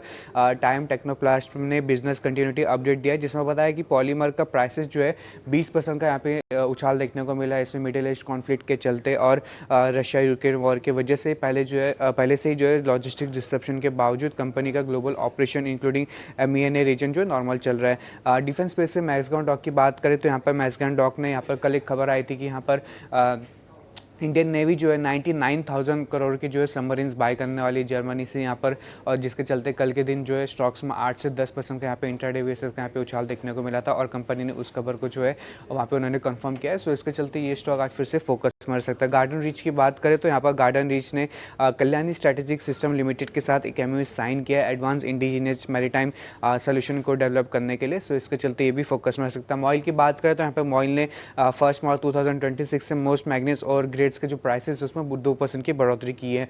DCA सिस्टम की बात करें तो यहाँ पर DCA सिस्टम को HAL से जो है 68 करोड़ का परचेज ऑर्डर मिला है। सो इसके चलते ये स्टॉक भी फोकस में रह सकता है। अगले स्टॉक की बात करें तो यहाँ पर टीटागर रेल भी फोकस में रह सकता है, जहाँ पर टीटागर रेल सिस्टम की इटालियन एसोसिएट टीटागर फिरेमा एसपे ने एक बिजनेस यूनिट जो है इटाली की स्टेट ओन फैब्रिका इटालियाना ट्रेनी को जो है करीब 595 करोड़ में सेल किया है। सो इसके चलते ये भी फोकस में रह सकता है। फार्मा स्पेस से डॉक्टर रेड्डी की बात करें तो यहाँ पर डॉक्टर रेड्डी की जो फैसिलिटी आंध्र प्रदेश में, वहाँ पर कंपनी को US FDA की तरफ से जो है EIR मिला है। सो इसके चलते ये स्टॉक भी फोकस में रह सकता है। क्वार्टरली अर्निंग्स के चलते फ्रैक्चरल एनालिटिक्स जो है वो फोकस में रह सकता है, जहाँ पे इस क्वार्टर में काफ़ी अच्छे नंबर आए। यहाँ पर कंपनी यहाँ पे हाल ही में जो है मार्केट में लिस्ट हुई है। तो यहाँ पर बात करें सिक्वेंशियल बेसिस पे तो रेवेन्यू में जो है 7% की यहाँ पे ग्रोथ देखने को मिली ऑन ए सिक्वेंशियल बेसिस। वहीं अगर बात करें मार्जिन्स के तो मार्जिन्स में जो अच्छा खासा 7.9% से बढ़कर जो है 10.9% पर देखने को मिला। So good set of number के चलते ये स्टॉक भी फोकस में रह सकता है। हॉस्पिटलिटी स्टॉक से कुछ स्पेस से कुछ स्टॉक फोकस में रह सकते हैं। यहाँ पे सैमी होटल, जहाँ पे सैमी होटल ने रेयर इंडिया में 70% पार्टनरशिप इंटरेस्ट में जो है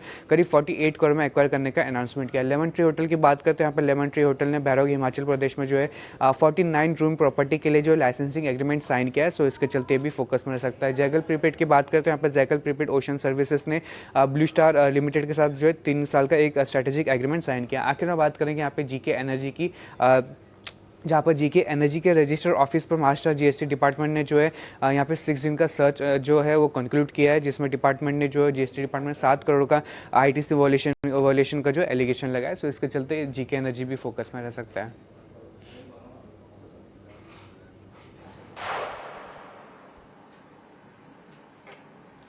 बिल्कुल रविंदर, हमारे पास खबरें तो ढेर सारी हैं, लेकिन इसी के साथ साथ ब्रोकरेजेस के रिपोर्ट्स भी काफी सारे आए हैं और consumption, cement, I can see काफी सारे प्लेयर्स हैं जहां पर ब्रोकरेज रिपोर्ट्स पे एक्टिव होती दिखी हैं। क्विकली ब्रोकरेज रिपोर्ट्स ही बता दीजिए। जी बिल्कुल, यहाँ पर ब्रोकरेज रिपोर्ट भी जो है काफ़ी सारी है। तो सबसे पहले शुरुआत नुवामा ने यहाँ पर टाटा कंज्यूमर पर रिपोर्ट निकाली, तो उससे करते जहाँ पे उन्होंने मेंटेन रखा है बाय रेटिंग और टारगेट प्राइस जो है 1500 का रखा, जहाँ पे उनका कहना है कि company slowly multi category FNB player जो है बन रही है, जहाँ पर ऑर्गेनिक और इनऑर्गेनिक एक्सपांशन दोनों से जो पोर्टफोलियो जो है काफ़ी स्ट्रांग होगा। और मिडिल ईस्ट पर उनका कहना है कि मिडिल ईस्ट एक्सपोजर एक मॉनिटरेबल रिस्क है, स्पेशली करंट जियोपॉलिटिकल टेंशन के चलते। दूसरा यहाँ पर आज सीमेंट सेक्टर पे नुवामा की जो है रिपोर्ट आई, जहाँ पे उन्होंने जो है टॉप पिक रखा है सीमेंट सेक्टर पर JK सीमेंट, जहाँ पे उनका कहना है कि फरवरी 2026 में सीमेंट डिमांड इंप्रूव हुई है और मार्च 2026 तक जो है डिमांड हेल्दी रहने की एक्सपेक्टेशन है और डिमांड को हाउसिंग और कंस्ट्रक्शन एक्टिविटीज जो सपोर्ट मिल रहा है। तो इसके चलते यहाँ पर आज सीमेंट स्टॉक्स पे जो फोकस में रह सकते हैं। यहाँ पर अगले स्टॉक की बात करते हैं, यहाँ पर पॉलीकैब इंडिया पे नुवामा की रिपोर्ट आई, जहाँ पे उन्होंने टारगेट प्राइस रेटिंग को मेंटेन रखा है बाय रेटिंग, लेकिन टारगेट प्राइस जो है 9240 से बढ़ाकर जो है 9630 का रखा है, जहाँ पे उनका कहना है कि केबल्स एंड वायर डिमांड जो है स्ट्रांग है और Q4 तक हेल्दी मोमेंटम जो है कंटिन्यू होने की एक्सपेक्टेशन है और कमोडिटी प्राइसेस चेंजेस मार्केट में जो है फुली पास ऑन हो रहे हैं। डेटा सेंटर की बात करते हैं, यहाँ पर डेटा सेंटर मीडियम टर्म में केबल्स के लिए एक बड़ा इंक्रीमेंटल अपॉर्चुनिटी बन रहा है, ऐसा नुवामा का कहना है। आखिर में बात करेंगे यहाँ पर डिलीवरी भी आज फोकस में रह सकता है, जहाँ पर मोतीलाल ने अपनी बाय रेटिंग को मेंटेन रखा और टारगेट प्राइस जो है अनचेंज रखा है 580 पर, जहाँ पे उनका कहना है कि सेक्टर कंसोलिडेशन के बीच में वॉल्यूम शिफ्ट कैप्चर करने के लिए कंपनी जो है वेल पॉइज्ड है और उनका मानना है कि कंपनी जो है FY25 से लेकर 28 तक सेल्स, एबिटा, एपेट, CAGR जो है 14%, 44% और 45% का डिलीवर कर सकती है। सो इसके चलते डिलीवरी भी जो आज फोकस में रह सकता है पॉजिटिव रिपोर्ट के चलते। बहुत बहुत शुक्रिया रविंदर आपका खबरों वाली शेयर्स और ब्रोकरेज रिपोर्ट यहाँ पर हमें बताने के लिए। चलिए आगे बढ़ेंगे और इसी के साथ चर्चा भी शुरू करते हैं। देखिए ओएमसीज आज पॉजिटिव है ओएमसीज के लिए, क्योंकि यूएस से भारत को रूसी तेल खरीदने की मंजूरी मिल गई है। यूएस के जो ट्रेजरी सेक्रेटरी है वहाँ उन्होंने मंजूरी दी है कि आप 30 दिन के लिए यहाँ पर तेल खरीद सकते हैं। भारतीय रिफाइनरी के लिए ये कितनी पॉजिटिव खबर है? गौरव जी आपसे समझना चाहेंगे ओएमसीज के लिए कितनी पॉजिटिव खबर ये रहेगी और कितने दिन यहाँ पर तेज़ी नज़र आएगी? देखिए डेडलाइन तो सिर्फ 30 दिनों की और आई थिंक 4 अप्रैल यहाँ पर एक्सपायरी डेट भी रहेगी इनके हिसाब से जो यहाँ पर फरमान आया है। ओएमसीज के लिए कितना पॉजिटिव है आज के सेशन के लिए? See, Tripti, it is a very positive and a welcome move for the OMCs because oil marketing companies, अगर तेल ही नहीं आएगा तो व्हाट विल दे सेल? तो एक तरीके से उनके लिए ये एक इंग्रेडिएंट है for core running of their business. और ये एक ऑयल की जिस तरीके से डिमांड डिसरप्ट हुई थी और जिस प्रकार से इंडिया का oil consumption, if I am not wrong, 20 से 25 लाख बैरल पर डे का इंडिया के अंदर आयात होता है क्रूड ऑयल का, और उसी प्रकार से काफी ज्यादा highest, one among the highest consuming nations है India after China and America. तो I think it is most warranted for the economic smooth functioning. तो केवल ओएमसीज ही नहीं, पूरी इकोनॉमिक साइकिल पे इसका एक कहीं ना कहीं पॉजिटिव इम्पैक्ट देखने को मिलेगा। As far as specifically OMCs are concerned, certainly उनके लिए तो एक डायरेक्ट पॉजिटिव इम्पैक्ट है। और आई थिंक एक अप मूव टुवर्ड्स आईओसी की अगर मैं बात करूं 175 से 80 लेवल्स का हमें देखने को मिलना चाहिए आज के सत्र में। ओएमसीज पर आगे बढ़ेंगे और एक बड़ी खबर है, मझगांव डॉक की बात कर लेते हैं। यहाँ पर देखिए 99,000 करोड़ रुपए के सबमरीन प्रोजेक्ट की जो बातचीत है वो लगभग चर्चा पूरी हो चुकी है और अब जो इंतजार है वो सिर्फ सरकार की मंजूरी का है। तो यहाँ पर ये बातचीत लगातार जारी थी और अभी पूरी हो चुकी। एक बड़ी खबर है कंपनी के लिहाज से। अंशुल जी, मझगांव डॉक में आज कितना एक्शन देखने को मिलेगा? देखिए कल भी हमने देखा था शिप बिल्डिंग शेयरों में अच्छी तेजी नजर आई थी। मझगांव की अगर बात करें तो 8 से 9% का शानदार उछाल देखने को मिला। इस खबर के बाद आज के सेशन में कितना बड़ा उछाल और कितनी पॉजिटिव खबर आप देख रहे हैं कंपनी के लिए? देखिए स्टॉक ऑप्टेड बहुत वीक रहा है। 40 वीक्स में 43.51% करेक्ट हुआ है। कल बाउंस बैक बहुत बेहतरीन था। 652% वॉल्यूम राइज था 9.4 मिलियन का। 10, 20, 50 डे तीनों मूविंग एवरेज एक ही दिन में टेस्ट हुए थे। तो आज अगर 50 डे मूविंग एवरेज 2413 के ऊपर सस्टेन करता है तो डेली पे एक स्विंग हाई है 2504, ये पहला टारगेट रहेगा। और वीकली का अगला स्विंग हाई है 2649। ये दो लेवल आपको टेस्ट कर सकते हैं, बट ये सैलॉन रैलीज वाला कैंडिडेट है तो दोनों लेवल 2504 या 2649 जो भी जहां भी रिजेक्शन मिलता है वहां से फ्रेश डाउनसाइड मूव स्टार्ट होगी। तो अभी फिलहाल पुल बैक मोड में है, पुल बैक को यूज करना चाहिए सैलॉन रैलीज के लिए।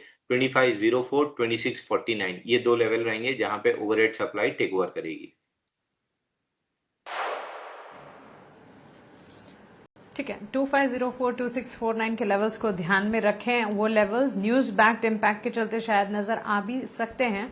उन लेवल्स का फायदा उठाते हुए अगर पोजीशन है तो प्रॉफिट बुक एग्जिट करने के बारे में सोचना चाहिए। ये राय एक्सपर्ट की तरफ से मिलती हुई।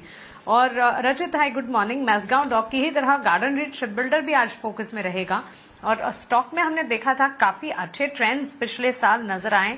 उसके बाद मानो पूरा का पूरा स्पेस ही फ्रिजल आउट होता हुआ नजर आया। पिछले 6 महीने में स्टॉक ने कोई खास परफॉर्मेंस दिखाई नहीं है, लेकिन पिछले एक साल के चार्ट्स को अगर देखेंगे ऑलमोस्ट 90% के गेन्स भी स्टॉक ने देखे हैं। एक दफा ऐसे समय भी थे जब स्टॉक में हम देख रहे थे 3500 तक के लेवल्स भी नजर आए।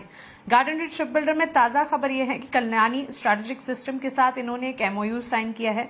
स्वदेशी अनमैन्ड मरीन प्लेटफॉर्म और नेवल सिस्टम विकसित किए जाएंगे इसके तहत।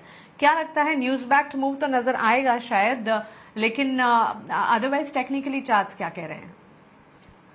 Ma'am morning. देखिए बहुत क्लियर केस है कि न्यूज बैक मूव भी आएगा, और कहीं ना कहीं आप देखें डिफेंस एज अ स्पेस जो है, जैसे ही सिचुएशन थोड़ी सी कूल ऑफ होगी, हम बार बार बोल रहे हैं कि डिफेंस पे बहुत स्ट्रॉन्ग फोकस रखें, बिकॉज इस पूरे ईयर के लिए, कमिंग फाइनेंशियल ईयर के, defence will be the flavour of the season. And specifically when we talk about marine defence, उसके पीछे के कारण आप अभी देखें, जो वेसल, जो एक वॉरशिप का भी सीन हुआ श्रीलंका में, और ईयू ट्रेड डील के बाद अगर ये फिएस्को नहीं होता तो we were expecting some good orders from the European side for marine defence.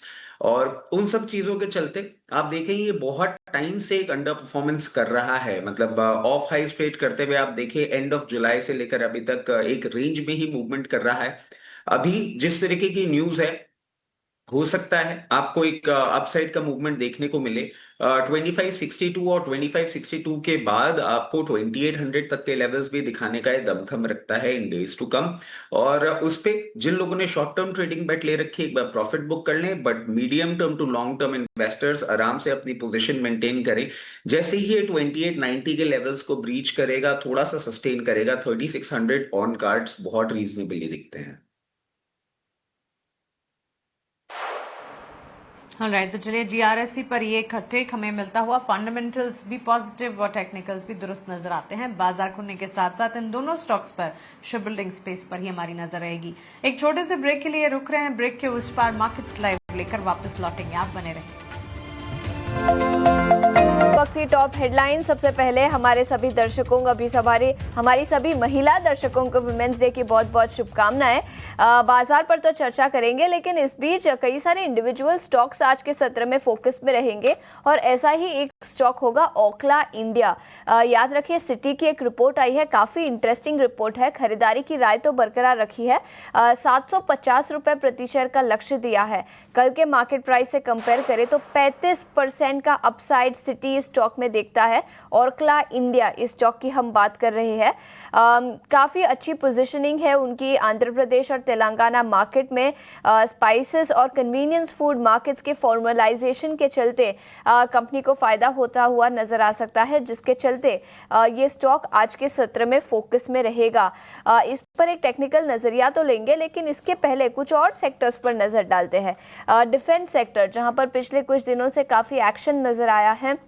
याद रखें, जब से ही वेस्ट एशिया में कॉन्फ्लिक्ट बढ़ी है, काफ़ी एक्शन नज़र आया है डिफेंस काउंटर्स पर। Individual stock specific news pieces भी है। मैसगांव डॉक 2.5% की तेज़ी के साथ प्री ओपन में कारोबार करता हुआ करीब 1 लाख करोड़ का नया ऑर्डर कंपनी को मिल सकता है।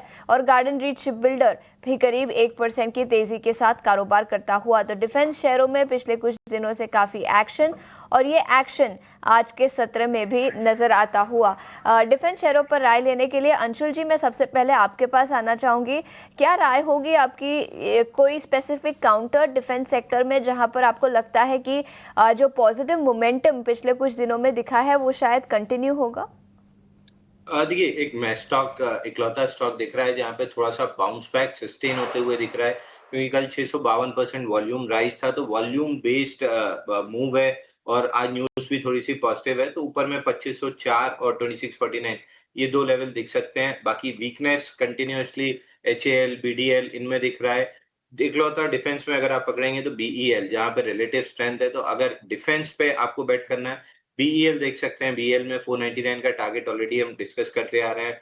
426 शॉर्ट लेवल से 467 का कल हाई बना है, धीरे धीरे करके 499 तक आपको मिल जाएगा। तो डिफेंस स्पेस में इकलौता BEL है जहाँ पे क्लियर रिलेटिव स्ट्रेंथ है।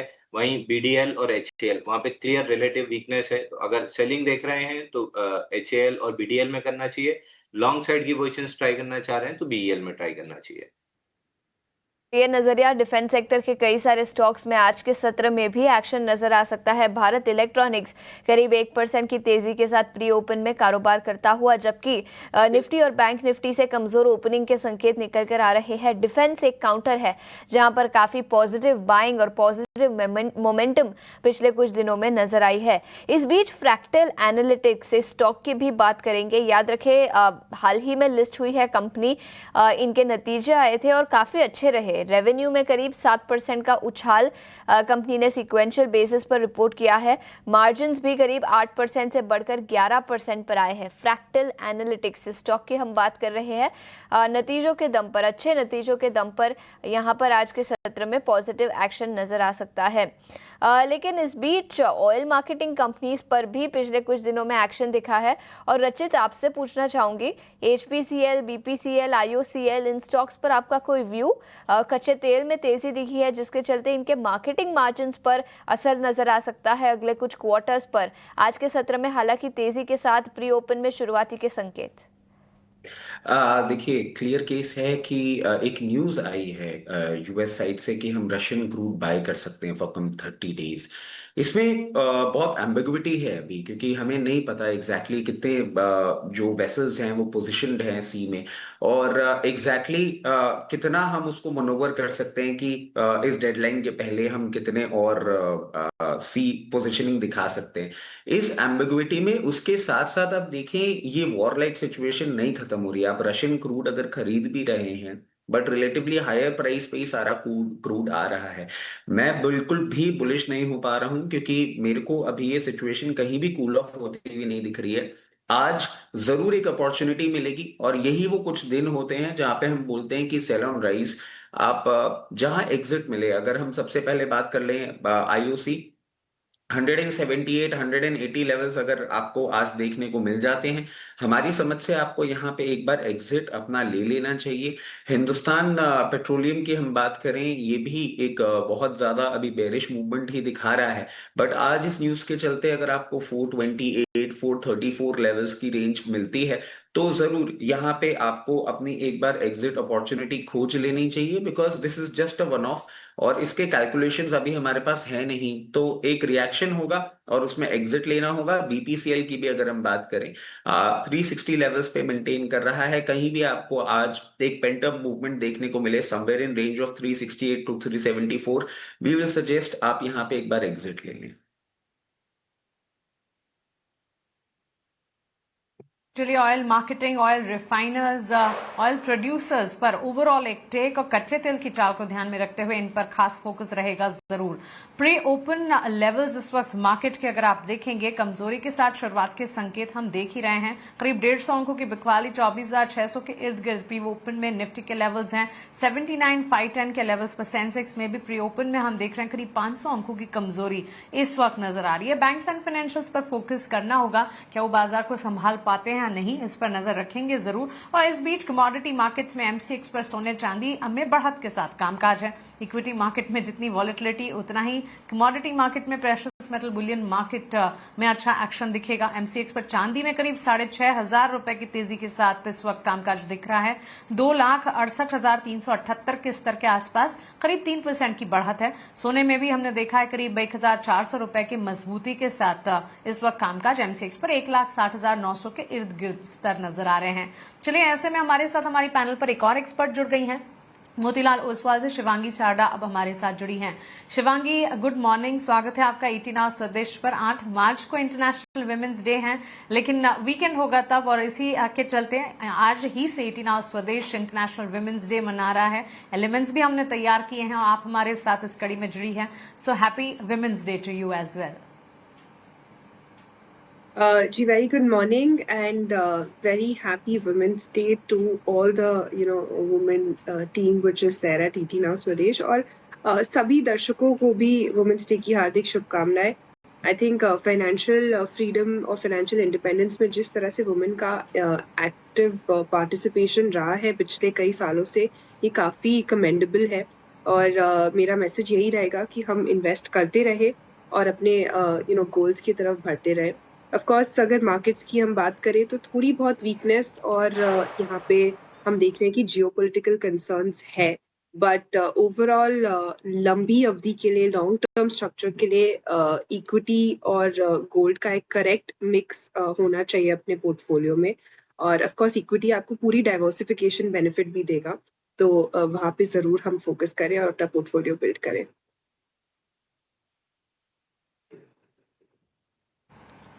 बिल्कुल बिल्कुल Shivangi, well said and happy to have you with us today. Shivangi, index में तो हम देख रहे हैं ग्लोबल अनिश्चितताओं का असर है, लेकिन स्टॉक वाइज मूवमेंट कहां पर आप देख रहे हैं? कौन से सेक्टर्स स्टॉक्स होंगे आपके फोकस रेडार पर? जी बिल्कुल मानसी, अगर हम स्टॉक वाइज देखें तो सबसे पहला काउंटर पे रडार पे रहेगा BEL। यहाँ पे हम देख रहे हैं कि one of the strongest counters रहा है इस वॉलेटाइल मार्केट में, और थोड़ी बहुत वॉलेटिलिटी रही है स्टॉक में, बट ओवरऑल लंबे अवधि में हमने देखा है कि वीक ऑन वीक बेसिस में कोई भी छोटे डिक्लाइंस में खरीदारी तब्दील हो रहे हैं। तो शॉर्ट टर्म व्यू रहेगा, इंट्राडे कॉस्ट हम देख सकते हैं, बट शॉर्ट टर्म पिक के लिए भी, और इनफैक्ट पोर्टफोलियो स्टॉक भी है, बट इमीडिएट बेसिस पे एक अच्छी मोमेंटम पकड़ते हुए दिख रही है ये स्टॉक। तो अगर हम इमीडिएट बेसिस बात करें तो 480 तक के लेवल्स यहाँ पे हमें बनते हुए दिख रहे हैं, एंड पोजिशनली अगर हम बात करें तो 500 और फिर 530 तक के लेवल्स के लिए हम इसको जरूर रडार पे रखें। ठीक है, तो कई सारे इंडिविजुअल स्टॉक्स जहां पर हमने चर्चा की। शिवांगी, हैप्पी वुमेन्स डे आपको, इस पर विस्तार में चर्चा करेंगे, लेकिन इस बीच रिलायंस इंडस्ट्रीज पर कल भी फोकस था। याद रखें, कल के सत्र में अच्छी खासी तेजी इस स्टॉक में नजर आई थी, लेकिन फिर भी सालाना आधार पर देखें तो स्टॉक अभी भी करीब 13 से 14% की गिरावट के साथ कारोबार करता हुआ। रिलायंस जियो के IPO की तैयारी हो चुकी है, जून जुलाई में IPO आता हुआ नजर आ सकता है, और शायद इसी के चलते स्टॉक में होल्डिंग कंपनी डिस्काउंट के चलते रिलायंस इंडस्ट्रीज में इस साल अब तक काफी गिरावट नजर आई है। अंशुल, आपका कोई व्यू होगा टेक्निकल पर रिलायंस इंडस्ट्रीज पर? देखिए, रिलायंस मेरे पर्सनल पोर्टफोलियो में है और मैंने लास्ट 2 दिन में ट्रेड किया है, तो सेबी विंडो के अंदर आता है जहाँ पे मैं रिलायंस पे कमेंट नहीं कर पाऊंगा, क्योंकि 2 दिन पहले मैंने डिलीवरी में बाई किया है इसको अपने पोर्टफोलियो में, तो रिलायंस पे मैं कमेंट नहीं कर पाऊंगा। आपका कोई व्यू होगा रिलायंस इंडस्ट्रीज पर? आई एम सो सॉरी, अभी टॉप मतलब ओके ठीक है। रिलायंस इंडस्ट्रीज देखिए अच्छा लग रहा है, और अभी आज जो आपको थोड़ा सा मूव देखने को मिल सकता है वो रशियन क्रूड की न्यूज के चलते देखने को मिल सकता है, और थोड़ा सा हायर साइड आप आज ट्रेड करते हुए इसको देख सकते हैं। हो सकता है 1420 के लेवल्स तक भी जाता हुआ दिखे, but that is the point जहां पे सेलिंग प्रेशर हावी होगा, बैक बाय द मार्केट में जो हम मोमेंटम एक्सपेक्ट कर रहे हैं डाउन साइड का। और अगर आपको इसमें पोजीशन बनानी है तो फ्रेश पोजीशन बनाने के लिए लोअर लेवल्स ही मैं सजेस्ट करूंगा। कहीं भी आपको ये 1220 से 1268 के लेवल्स पे मिले वहीं आपको फ्रेश पोजीशन बनानी चाहिए। हायर लेवल्स पे आज भी मैं कहूंगा आपको एक बार अपना प्रॉफिट बुक कर लेना चाहिए, अगर आपने एज अ ट्रेडिंग बैट लिया था या मीडियम टर्म गैप होल्ड कर रहे थे। कमिंग से फोर्थ नाइट इसमें एक आपको अच्छा करेक्शन देखने को मिल सकता है। अगले कुछ 15 दिनों में अच्छा खासा करेक्शन यहाँ पर नजर आ सकता है, ये राय रिलायंस इंडस्ट्रीज पर आती हुई। लेकिन 9:11 हो चुके हैं, केवल 4 मिनट बाकी है बाजार खुलने में। वो कौन से 9 स्टॉक्स होंगे जहाँ पर सबसे ज्यादा एक्शन दिखेगा, ये बताने के लिए अब हमारे साथ रविंदर जुड़ चुके हैं। Ravinder, good morning. जी बिल्कुल, गुड मॉर्निंग। तो यहाँ पे आज के नवरत्न में सबसे पहले हम शुरुआत ऑयल रिफाइनरीज कंपनी से ही करते हैं, जैसे कि HPCL, BPCL, OMC, सभी स्टॉक आज फोकस में रह सकते हैं। यहाँ पर स्कॉट बेसेंट ने कहा है कि ग्लोबल मार्केट में ऑयल सप्लाई को कंटिन्यू रखने के लिए US ट्रेजरी डिपार्टमेंट ने जो है 30 दिन का टेम्परेरी वेवर इशू किया है, जिससे कि इंडियन रिफाइनरीज कंपनी जो है यहाँ पर रशिया से ऑयल परचेज कर सकती है। सो इसके चलते ये सभी स्टॉक फोकस में रह सकते हैं। MRPL की बात करें तो यहाँ पर MRPL ने रिपोर्ट को ऑफिशियली डिनाई किया है, जिसमें क्लेम किया गया था कि ईरान कॉन्फ्लिक्ट की वजह से फ्यूल एक्सपोर्ट हॉल्ट किया गया, और कंपनी ने क्लैरिफाई किया है कि किसी भी तरह का फोर्स मेजर डिक्लेयर नहीं किया गया है। डिफेंस स्पेस से मैजगांव डॉक शिप ये आज फोकस में रह सकता है। यहाँ पर कल ही न्यूज़ आई थी कि यहाँ पर एज पर सोर्सेज की इंडियन नेवी जो है 99,000 करोड़ का जो सबमरीन है वो परचेस कर सकती है जर्मनी से, और जिसके चलते कल स्टॉक्स में काफ़ी यहाँ पे तेजी देखने को मिली थी। सो कंपनी ने उस न्यूज़ को कंफर्म किया, जिसके चलते ये स्टॉक भी आज फोकस में रह सकता है वापस। गार्डन रीच की बात करते हैं, यहाँ पर गार्डन रीच ने कल्याणी स्ट्रेटेजिक सिस्टम लिमिटेड के साथ एक MOU साइन किया है एडवांस इंडिजिनियस मैरीटाइम सॉल्यूशन को डेवलप करने के लिए। एंजल वन की बात करें तो यहाँ पे एंजल वन ने अपने मंथली बिजनेस अपडेट अनाउंस किया फेब मंथ के, जहाँ पर काफ़ी स्ट्रॉन्ग नंबर है। यहाँ पर जो क्लाइंट बेस है उसमें यहाँ पर करीब 21% की उछाल देखने को मिली ईयर ऑन ईयर बेसिस से फेब मंथ में। फार्मा स्पेस से डॉक्टर रेड्डी की बात करें तो यहाँ पर डॉक्टर रेड्डी को US FDA से जो है EIR मिला है, और कंपनी को ये EIR जो है कंपनी में जो आंध्र प्रदेश में जो फैसिलिटी है उसके लिए मिला है। सो इसके चलते ये स्टॉक भी फोकस में रह सकता है।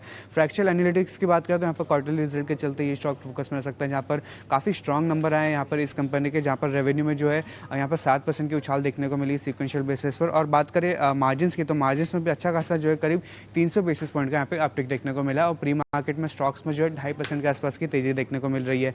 सामी होटल्स की बात करें तो यहाँ पर सामी होटल्स ने रैन इंडिया में जो है 70% पार्टनरशिप इंटरेस्ट में जो है 47 करोड़ में एक्वायर करने के लिए अनाउंसमेंट किया है। रैन India luxury conscious living hotel का एग्रीगेटर। आखिर में बात करेंगे यहाँ पर ओरेकला इंडिया भी फोकस में रह सकता है पॉजिटिव रिपोर्ट के चलते, जहाँ पर सिटी ने जो है इनिशिएट किया कवरेज बाय रेटिंग के साथ, और टारगेट प्राइस जो है 750 का रखा है, जो कि करीब 35% का यहाँ पे अपसाइड है as compared to previous closing price. और उनका कहना है कि प्योर और ब्लेंडेड स्पाइसेस के साथ साथ कन्वीनियंस पैकेज फूड सेगमेंट में जो है कंपनी ऑपरेट करती है, जो काफ़ी पॉजिटिव है। सो इसके चलते ये स्टॉक भी आज फोकस में रह सकता है। ठीक है, तो ये 9 स्टॉक्स जहां पर सबसे ज़्यादा एक्शन आज के सत्र में नज़र आ सकता है। केवल 1 मिनट बाकी है बाजार खुलने में, और पिछले कुछ दिनों की बात करें तो सोमवार और मंगलवार की गिरावट और सोमवार और बुधवार की गिरावट के बाद कल के सत्र में अच्छी खासी रिकवरी दिखी थी। आज हालांकि प्री ओपन से सुस्त ओपनिंग के संकेत निकल कर आ रहे हैं। लास्ट 1 आवर में कल के सत्र में काफ़ी वॉलेटिलिटी भी नजर आई, लेकिन ऐसा लग रहा है कि आज के सत्र में फिर एक बार करीब आधे % की गिरावट निफ्टी पर नजर आ सकती है। शुरुआती ट्रेड में 24,650 के आसपास gift Nifty pre open rates कारोबार करते हुए। याद रखिए, ऑयल रिलेटेड काउंटर्स में पिछले कुछ दिनों से काफ़ी एक्शन दिखा है। ऑयल रिफाइनर्स की बात करें, oil marketing companies HPCL, BPCL, IOCL, इसके अलावा और जो इंडस्ट्रीज है जो कंज्यूम करते हैं क्रूड डेरिवेटिव्स को, एविएशन कंपनीज, इंटरग्लोब एविएशन की ही बात करें तो पिछले कुछ दिनों में काफ़ी वॉलेटिलिटी इस स्टॉक पर नजर आई है। Asian Paints, Berger Paints, Kansai Nerolac जैसे paint counters, tyre counters, Apollo tyre, JK tyre जैसे स्टॉक्स में भी कमजोरी नजर आई है। और वो कमजोरी जब तक कच्चे तेल में गिरावट नहीं दिखती तब तक शायद अगले कुछ दिनों तक नजर आ सकती है। ओपनिंग मार्केट के रेट्स आपके स्क्रीन पर। निफ्टी की सबसे पहले बात करेंगे, 150 अंकों की गिरावट के साथ 24,600 के पास कारोबार करता हुआ। निफ्टी बैंक में भारी 500 अंकों की गिरावट आज के सत्र में नजर आई है, 58,580 यहाँ पर निफ्टी बैंक कारोबार करता हुआ। और सेंसेक्स में भी 550 अंकों की गिरावट, 0.7% की डिक्लाइन, 80,000 के नीचे सेंसेक्स कारोबार करता हुआ। इंडिविजुअल स्टॉक्स की बात करेंगे, और अभी मैं इंटरग्लोब एविएशन की बात कर रही थी।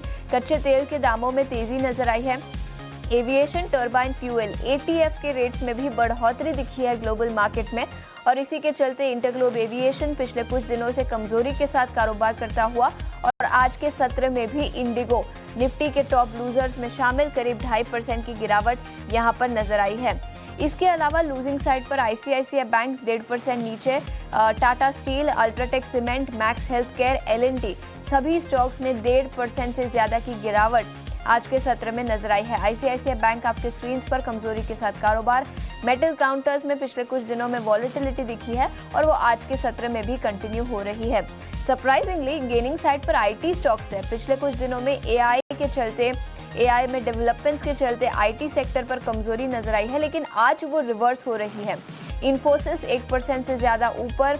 इसके अलावा HCL take, TCS, Wipro, take Mahindra सभी स्टॉक्स तेजी के साथ कारोबार करते हुए। इनफैक्ट निफ्टी IT इंडेक्स भी हम आपके लिए लेकर आएंगे। कई सारे स्टॉक्स है IT सेक्टर से जहां पर तेजी नजर आई है। निफ्टी IT इंडेक्स भी आपके स्क्रीन पर, जहां पर करीब 1% की तेजी, 30,400 के पार निफ्टी IT इंडेक्स कारोबार करता हुआ। लेकिन कई सारे इंडिविजुअल स्टॉक्स हैं जहां पर एक्शन नजर आया है। सबसे पहले उस पर बात करते हैं। इंटरग्लोब एविएशन की हमने बात की, बैंक ऑफ बड़ौदा 2% नीचे। TCI एक्सप्रेस में 1% से ज्यादा की गिरावट। गेल, त्रिवेणी टर्बाइन, महानगर गैस स्टॉक्स में भी पिछले कुछ दिनों से एक्शन दिखा है, और वो प्रेशर आज के सत्र में भी कंटिन्यू होता हुआ नजर आ रहा है। गेल 2% नीचे, महानगर गैस में भी 2% से ज्यादा की गिरावट। लेकिन गेनिंग साइड की बात करें तो डिफेंस शेयरों में फिर एक बार मजबूत खरीदारी नजर आई है। मैज़गांव डॉक गिरते बाजार में भी मैज़गांव डॉक करीब 2.5% से ज्यादा की तेजी के साथ कारोबार करता हुआ। गार्डन रीच शिप बिल्डर्स में 2% की तेजी, और इसी के साथ हिंदुस्तान एरोनॉटिक्स, BEL, BDL जैसे कुछ स्टॉक्स भी आपके स्क्रीन पर। यहाँ पर डिफेंस काउंटर्स में काफ़ी एक्शन नजर आया है जब से ही वेस्ट एशिया में टेंशन्स बढ़े हैं, और वो ट्रेंड आज के सत्र में भी कंटिन्यू हुआ। इसके अलावा ऑयल एक्सप्लोरर्स की बात हमने की थी।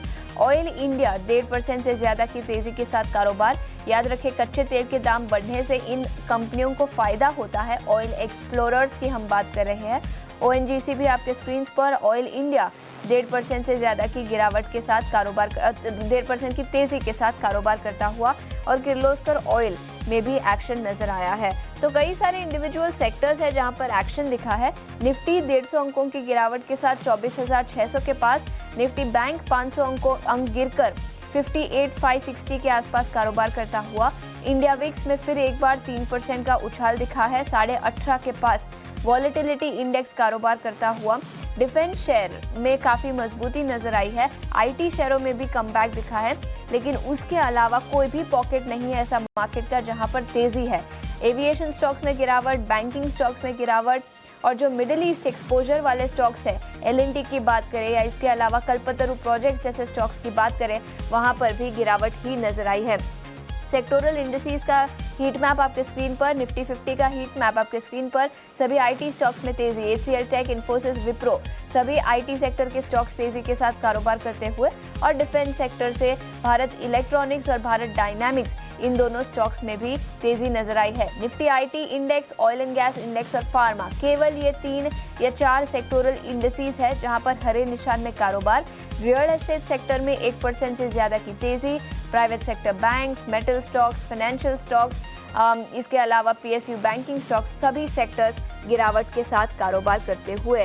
तो मानसिक गिरावट तो नजर आई है और वो शायद बढ़ती हुई अगले कुछ दिनों में नजर आ सकती है। वेस्ट एशिया में कॉन्फ्लिक्ट किस तरह बढ़ता है उस पर सबकी नजर रहेगी।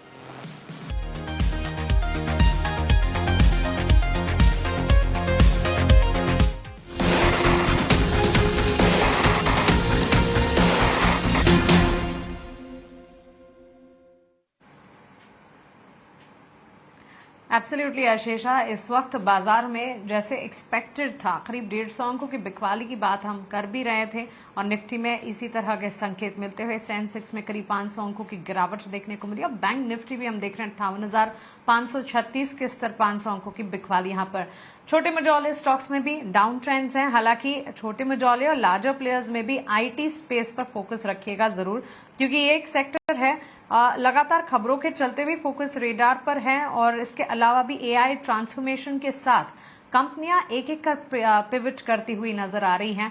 अपने बिजनेस सेगमेंट्स में भी AI पीस को एडप्ट कर रही हैं, और उसी का नतीजा है जबकि हम देख रहे हैं स्टॉक में मूव्स टुवर्ड्स अपसाइड नजर आ रहे हैं। टाटा एलेक्सी की ही अगर बात करें, कंपनी ने जेन AI प्लेटफॉर्म लॉन्च किया in order to accelerate automotive software engineering and development. Stock मजबूत है। निफ्टी IT इंडेक्स में करीब 400 अंकों की बढ़त है। इसके अलावा जैगल प्रीपेड जैसी कंपनियों पर भी फोकस रखें। न्यूज बैक्ड इम्पैक्ट है वहां पर, जिसके चलते एक फोकस रेडार पर है। TCS कंपनी ने advance stocks AI data centres के लिए शुरू किए हैं, और यहां से आगे हेल्प करना चाहती है company in order to bridge India projected 10 gigawatt AI data centre demand, जो कि 2030 तक के टारगेट्स और गोल्स हैं। सो एब्सोल्युटली IT स्पेस इस वक्त फोकस रेडार पर, लेकिन इन तमाम को ध्यान में रखते हुए आइए समझते हैं कि हमारे एक्सपर्ट्स बाजार की शुरुआत को कैसे देख रहे हैं और उनके ओपनिंग ट्रेड्स आज के लिए क्या है। शिवांगी, शुरुआत आपसे करना चाहेंगे, बताएं स्टॉक वाइज आपके फोकस रेडार पर क्या है, आज आपकी बाजार की शुरुआत आपने कैसे देखी? जी बिल्कुल, बाजार की ओपनिंग हम देख रहे हैं कि थोड़ी बहुत अभी भी इन्फ्लुएंस्ड है ग्लोबल मार्केट्स और ग्लोबल टेंशंस की वजह से, और हम देख रहे हैं कि कहीं ना कहीं जो फ्रेश बाइंग है वो नजर नहीं आ रही है। हालांकि कल के एक अच्छे पुल बैक के बाद हम एक्सपेक्ट कर सकते हैं कि एक कंसोलिडेटिव फेज में चला जाए बाजार। स्टॉक स्पेसिफिक बहुत ही सिलेक्टिव स्टॉक्स के साथ जाने की राय रहेगी मेरी। मैं यहाँ कंटिन्यू करना चाहूंगी BEL के साथ ही। हमने देखा है कि पॉजिटिव ओपनिंग हुई है यहाँ पे, और अच्छे मौके भी दे रहा है ये स्टॉक अपसाइड चेस करने के लिए। 480 के मेरे इनिशियल टारगेट्स थे, इसको हम रीविजिट कर सकते हैं, और 485 तक के लेवल्स के लिए हम इसमें इंतजार कर सकते हैं। 455 के एक स्टॉप लॉस को आगे की तरफ ट्रेल करें। एब्सोल्युटली वॉलेटाइल है मार्केट, ऐसे में स्टॉक पिकिंग भी काफी हद तक चैलेंजिंग हो जाती है। BEL है फोकस रेडार पर शिवांगी के। गौरव, आप बताएं आप कैसे देख रहे हैं बाजार की शुरुआत और ओपनिंग ट्रेड्स क्या होंगे?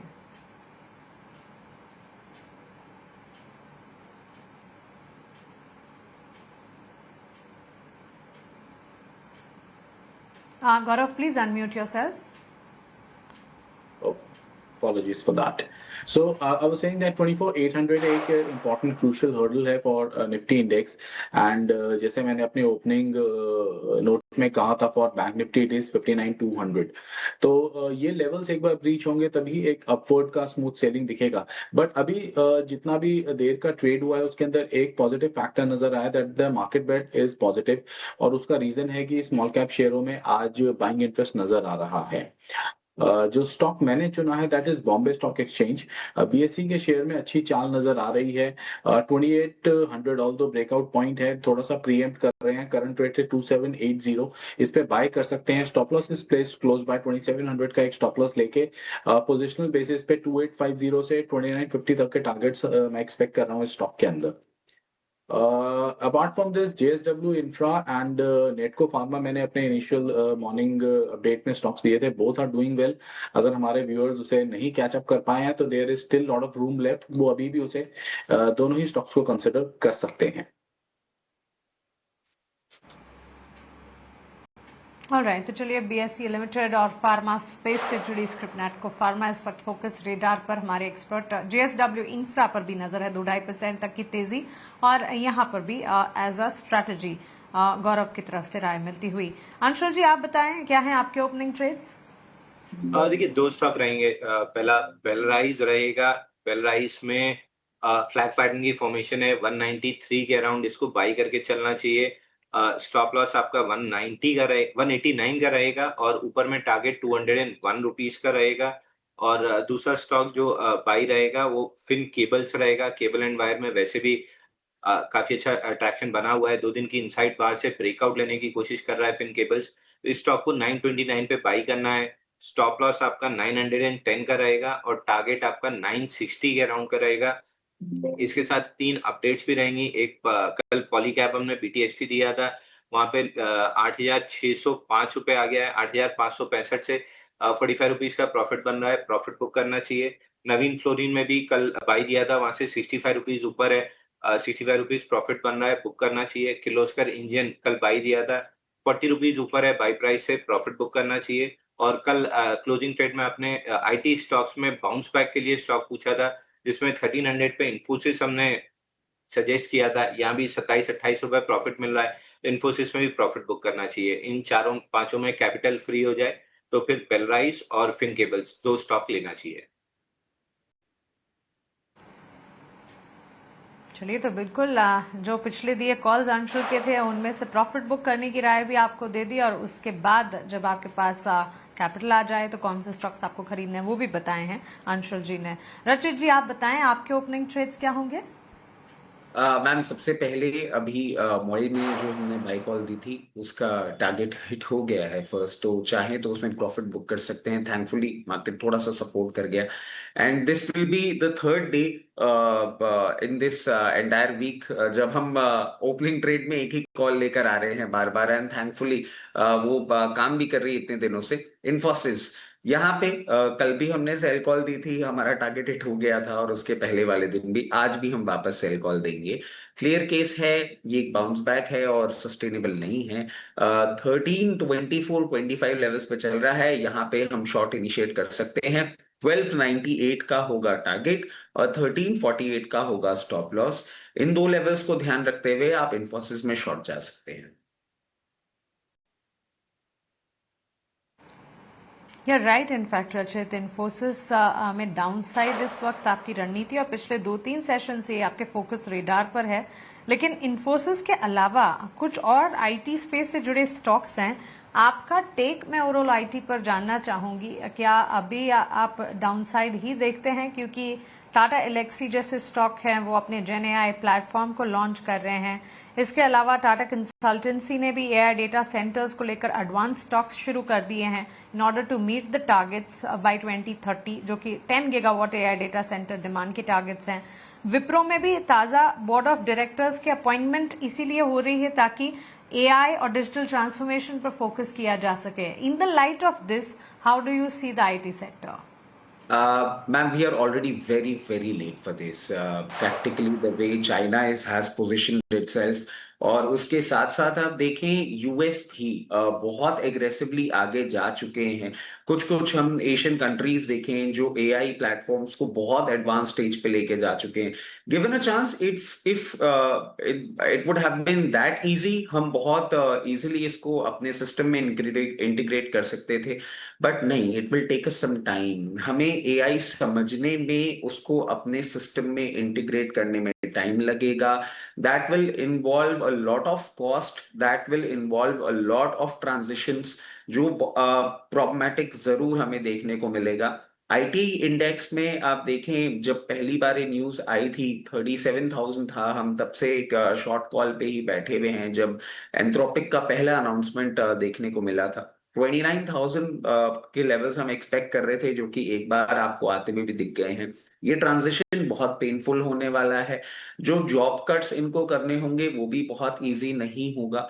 और क्योंकि हमने एआई अभी तक प्रॉपर्ली सेंस नहीं किया है, it is too early for us to say. जैसे अभी रशियन वेसल की बात कर रहे थे हम कि हमें नहीं पता डेटा क्या है, वैसे ही एआई इंटीग्रेशन कितना पेनफुल होगा, कितने जॉब लॉसेस होंगे और कितनी कंपनीज इसको अफोर्ड कर पाएंगे, वो भी एक बहुत बड़ा मैटर ऑफ कंसर्न होगा। आई बिलीव कुछ mid cap IT company survive नहीं कर पाएंगी इस ट्रांजिशन को, क्योंकि उनके लिए वो फंड रेजिंग भी इजी नहीं होगा। इसलिए आईटी से हम क्लियर केस बहुत दूरी बना के बैठे हुए हैं और हर राइस पे हम सेल ही इनिशिएट कर रहे हैं, बिकॉज अब ये जो ट्रांजिशन है, इसका जो पाथ है, इसका हमें कोई भी आइडिया नहीं है। एज इन व्हेन डेवलपमेंट होता जाएगा तब हम समझते जाएंगे और फिर बाइंग इनिशिएट करेंगे। Till that time it is sell on every rise. ठीक है, तो आईटी सेक्टर पर ये नज़रिया, कई सारे स्टॉक्स जहां पर पिछले कुछ दिनों में एक्शन नजर आया है, शायद आज के सत्र में भी कंटिन्यू होगा। लेकिन इस बीच आईटी सेक्टर का ही एक स्टॉक स्टरलाइट टेक्नोलॉजी 4.5% की तेजी के साथ कारोबार करता हुआ। गौरव, आपका कोई व्यू होगा इस आईटी कंपनी पर?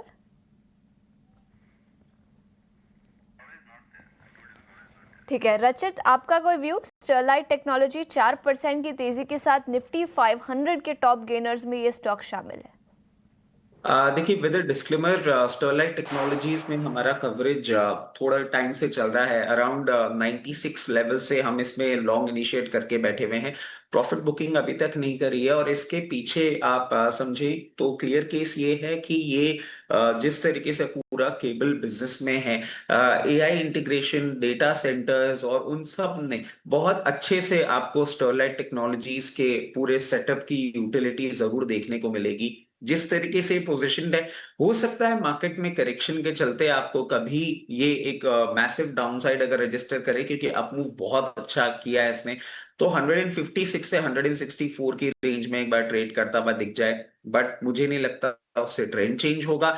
ये एक अच्छे अपसाइड के लिए तैयारी करके बैठा हुआ है और जिस तरीके से पोजीशन है, आप देखिए आज के ऐसे डाइसी मार्केट्स में भी इसने 52 वीक हाई रजिस्टर किया है, फर्दर अपमूव भी रजिस्टर करेगा और आने वाले दिनों में 198 से 208 के लेवल्स बहुत क्लियरली आपको दिखाता हुआ दिखेगा। तो स्टरलाइट टेक्नोलॉजी पर एक नज़रिया, लेकिन एक और सेक्टर पर नज़र डालते हैं और वो है चावल वाले शेयर। याद रखें, KRBL और इसी के साथ LT फूड्स, दोनों ही कंपनी और इनफैक्ट पूरे सेक्टर की ही बात करें तो वेस्ट एशिया और मिडिल ईस्ट पर काफ़ी एक्सपोजर है, जिसके चलते जब वेस्ट एशिया कॉन्फ्लिक्ट की बातें आई थी, इन दोनों स्टॉक्स में काफ़ी गिरावट दिखी थी, लेकिन आज इन स्टॉक्स में रिबाउंड नज़र आया है। LT फूड्स आपके स्क्रीन पर अच्छी खासी तेज़ी के साथ कारोबार करता हुआ, इनफैक्ट करीब 7% की तेजी LT फूड्स पर नजर आई है, 460 के लेवल्स के आसपास।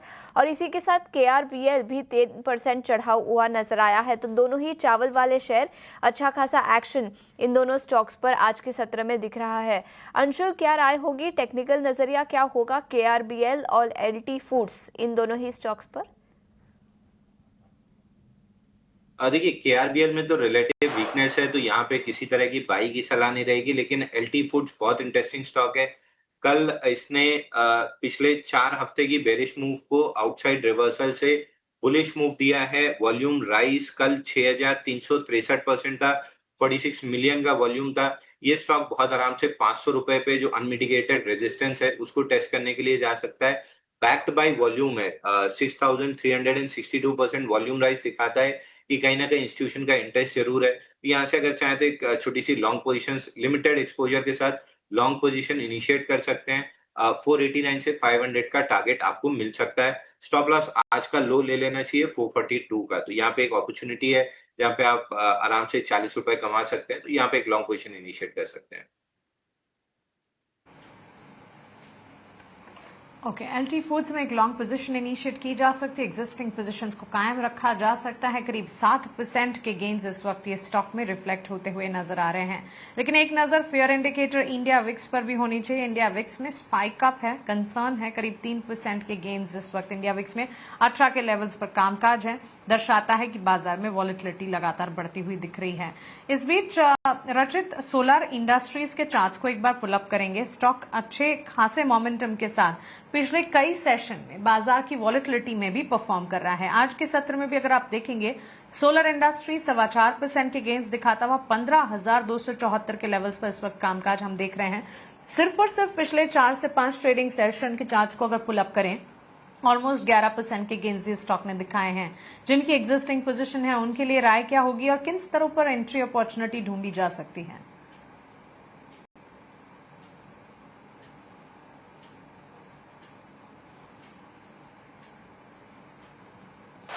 Okay, Shivangi, the same question for you. Solar industries को आप कैसे देख रही हैं? अच्छी खासी मोमेंटम के साथ कामकाज जहां पर नजर आ रहा है। जी बिल्कुल, सोलर इंडस्ट्रीज की यहाँ पे हम अगर बात करें तो टेक्निकली स्पीकिंग स्टॉक में एक अच्छी प्राइस वॉल्यूम सर्ज देखने को मिल रही है। एंड ओवरऑल भी हमने देखा है कि लंबी अवधि के स्ट्रक्चर में एक बॉटमिंग आउट स्ट्रक्चर बन रहा है पिछले 6 से 7 महीनों के lower top lower bottom formation के बाद। और जिस तरह से इसने पिछले 2 से 3 सेशंस में अप मूव दिखाया है, इम्प्रूवमेंट दिखाया है, वो पिछले 6 महीनों के लॉसेस को रिकूप करते हुए दिखा है। तो डेफिनेटली ये रडार पे रख सकते हैं, बट मेरी राय रहेगी कि हम स्ट्रिक्टली स्टॉप लॉस को मेंटेन करते हुए चले और ये थोड़ी पोजिशनल पिक रहेगी। ऑलराइट, तो चलिए ये राय फिलहाल हमें मिलती हुई। और इस बीच अंशुल, आरईसी पीएफसी के चार्ट्स को भी एक बार पुल अप कर लेते हैं। पीएफसी में तो मजबूती है ही, आरईसी में भी एक शार्प सर्ज नजर आया, उसके बाद गेन्स थोड़े से फ्रिजल आउट होते हुए भी नजर आ रहे हैं।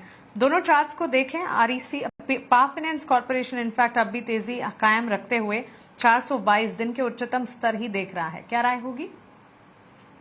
पीएफसी में मेजर रेजिस्टेंस है 430.75। यहां तक आपको एक रैली देखने के लिए मिल सकती है। लेकिन जो ज्यादा इंटरेस्टिंग है वो है आरईसी लिमिटेड। आरईसी लिमिटेड में 53 वीक से लो प्रोटेक्ट हो रहा था 339 का। हम 2 दिन उसके नीचे क्लोज किए हैं, कल रिक्लेम हुआ है और आज फॉलो थ्रू बाइंग है। तो अगर आज highest point of the day या समवेयर अराउंड 347 के ऊपर कहीं भी क्लोज होता है तो एक हैमर कैंडल की फॉर्मेशन होगी जो 53 वीक्स के लो को स्वीप करेगा, यानी एक बाउंस बैक के लिए रेडी होगा। और बाउंस बैक आपको 50 वीक मूविंग एवरेज 372 तक ले जा सकता है। तो आज का क्लोज बहुत इंटरेस्टिंग होगा। अगर 347 के ऊपर आता है तो hammer and 53 week low sweep है, 371 का टारगेट खुलेगा। तो मैं यहाँ पे बाई करने की जगह towards the end of the session में अगर ये 347 के ऊपर सस्टेन करता है तो प्रोबेबली बीटीएसटी ले जाऊंगा with a positional view 2 to 3 weeks और टारगेट 371 का रहेगा। तो आरईसी बहुत इंटरेस्टिंग जोन पे है, बट क्लोजिंग तक एक बार वेट करना चाहिए। कंफर्म एंट्री लीजिए, थोड़ा सा महंगा मिलेगा, बट कंफर्मेशन का प्राइस है वो आपको टारगेट या रिवॉर्ड में वो नलीफाई कर देगा। तो डे एंड तक का वेट करना चाहिए। आरईसी अच्छा डेवलप हो रहा है। ओके, अच्छा डेवलप होता हुआ आरईसी, वेट एंड वॉच, वक्त वक्त पर इसे हम रिव्यू भी करते रहेंगे। लेकिन इस बीच शिवांगी, ये फूड डिलीवरी स्पेस जो है स्विगी, इटर्नल, चल तो रहा है बिजनेस इनका, लेकिन स्टॉक में मूव जिस तरह से दिखने चाहिए वैसे दिखे नहीं है। हाँ, हम देख रहे हैं इंटरनल इन पर्टिकुलर अगर देखा जाए तो एक्सपर्ट्स और फंडामेंटल्स की अगर माने तो सबसे ज्यादा जो डॉन्ट कर रहा है वो है क्योंकि ये बाकी सारे बिजनेस सेगमेंट्स पर भी फोकस कर रहे हैं और इसी वजह से शायद हम देख रहे हैं कि इम्पैक्ट टुवर्ड्स डाउन साइड भी नजर आ रही है। लेकिन स्विगी का स्टॉक अब भी हरे निशान में इंटैक्ट है। इंटरनल में आज भी बिकवाली का दबाव नजर आ रहा है। ये क्विक कॉमर्स स्पेस की अगर हम स्टॉक के स्ट्रक्चर को देखें, ऑफ कोर्स थोड़ी बहुत डैम्पनिंग रही है इनकी sentiments, but overall long term structure के लिए ये एक अच्छा पोजिशनल एक डाइवर्सिफिकेशन रहेगा पोर्टफोलियो में, तो जरूर इसको रडार पे रख सकते हैं। ठीक है, तो ये नजरिया इटर्नल पर, लेकिन इस बीच टीटागढ़ रेल सिस्टम्स पर नजर डालेंगे। 4.5% की तेजी स्टॉक में नजर आई। टीटागढ़ रेल की हम बात कर रहे हैं। याद रखें, कंपनी ने कहा था कि इटालियन जो उनकी कंपनी है उसने एक बिजनेस यूनिट बेचा है इटालियन गवर्नमेंट को, और इसी के चलते करीब 600 करोड़ का कंसिडरेशन कंपनी को मिला है। टीटागढ़ रेल सिस्टम्स को लेकर ये खबर 3.5% से ज्यादा की तेजी यहाँ पर स्टॉक में नजर आई है। शिवांगी, कोई व्यू होगा टीटागढ़ रेल और इसके अलावा कोई रेलवे या रेलवे एक्सिलरी कंपनी जहां पर आपका व्यू पॉजिटिव होगा?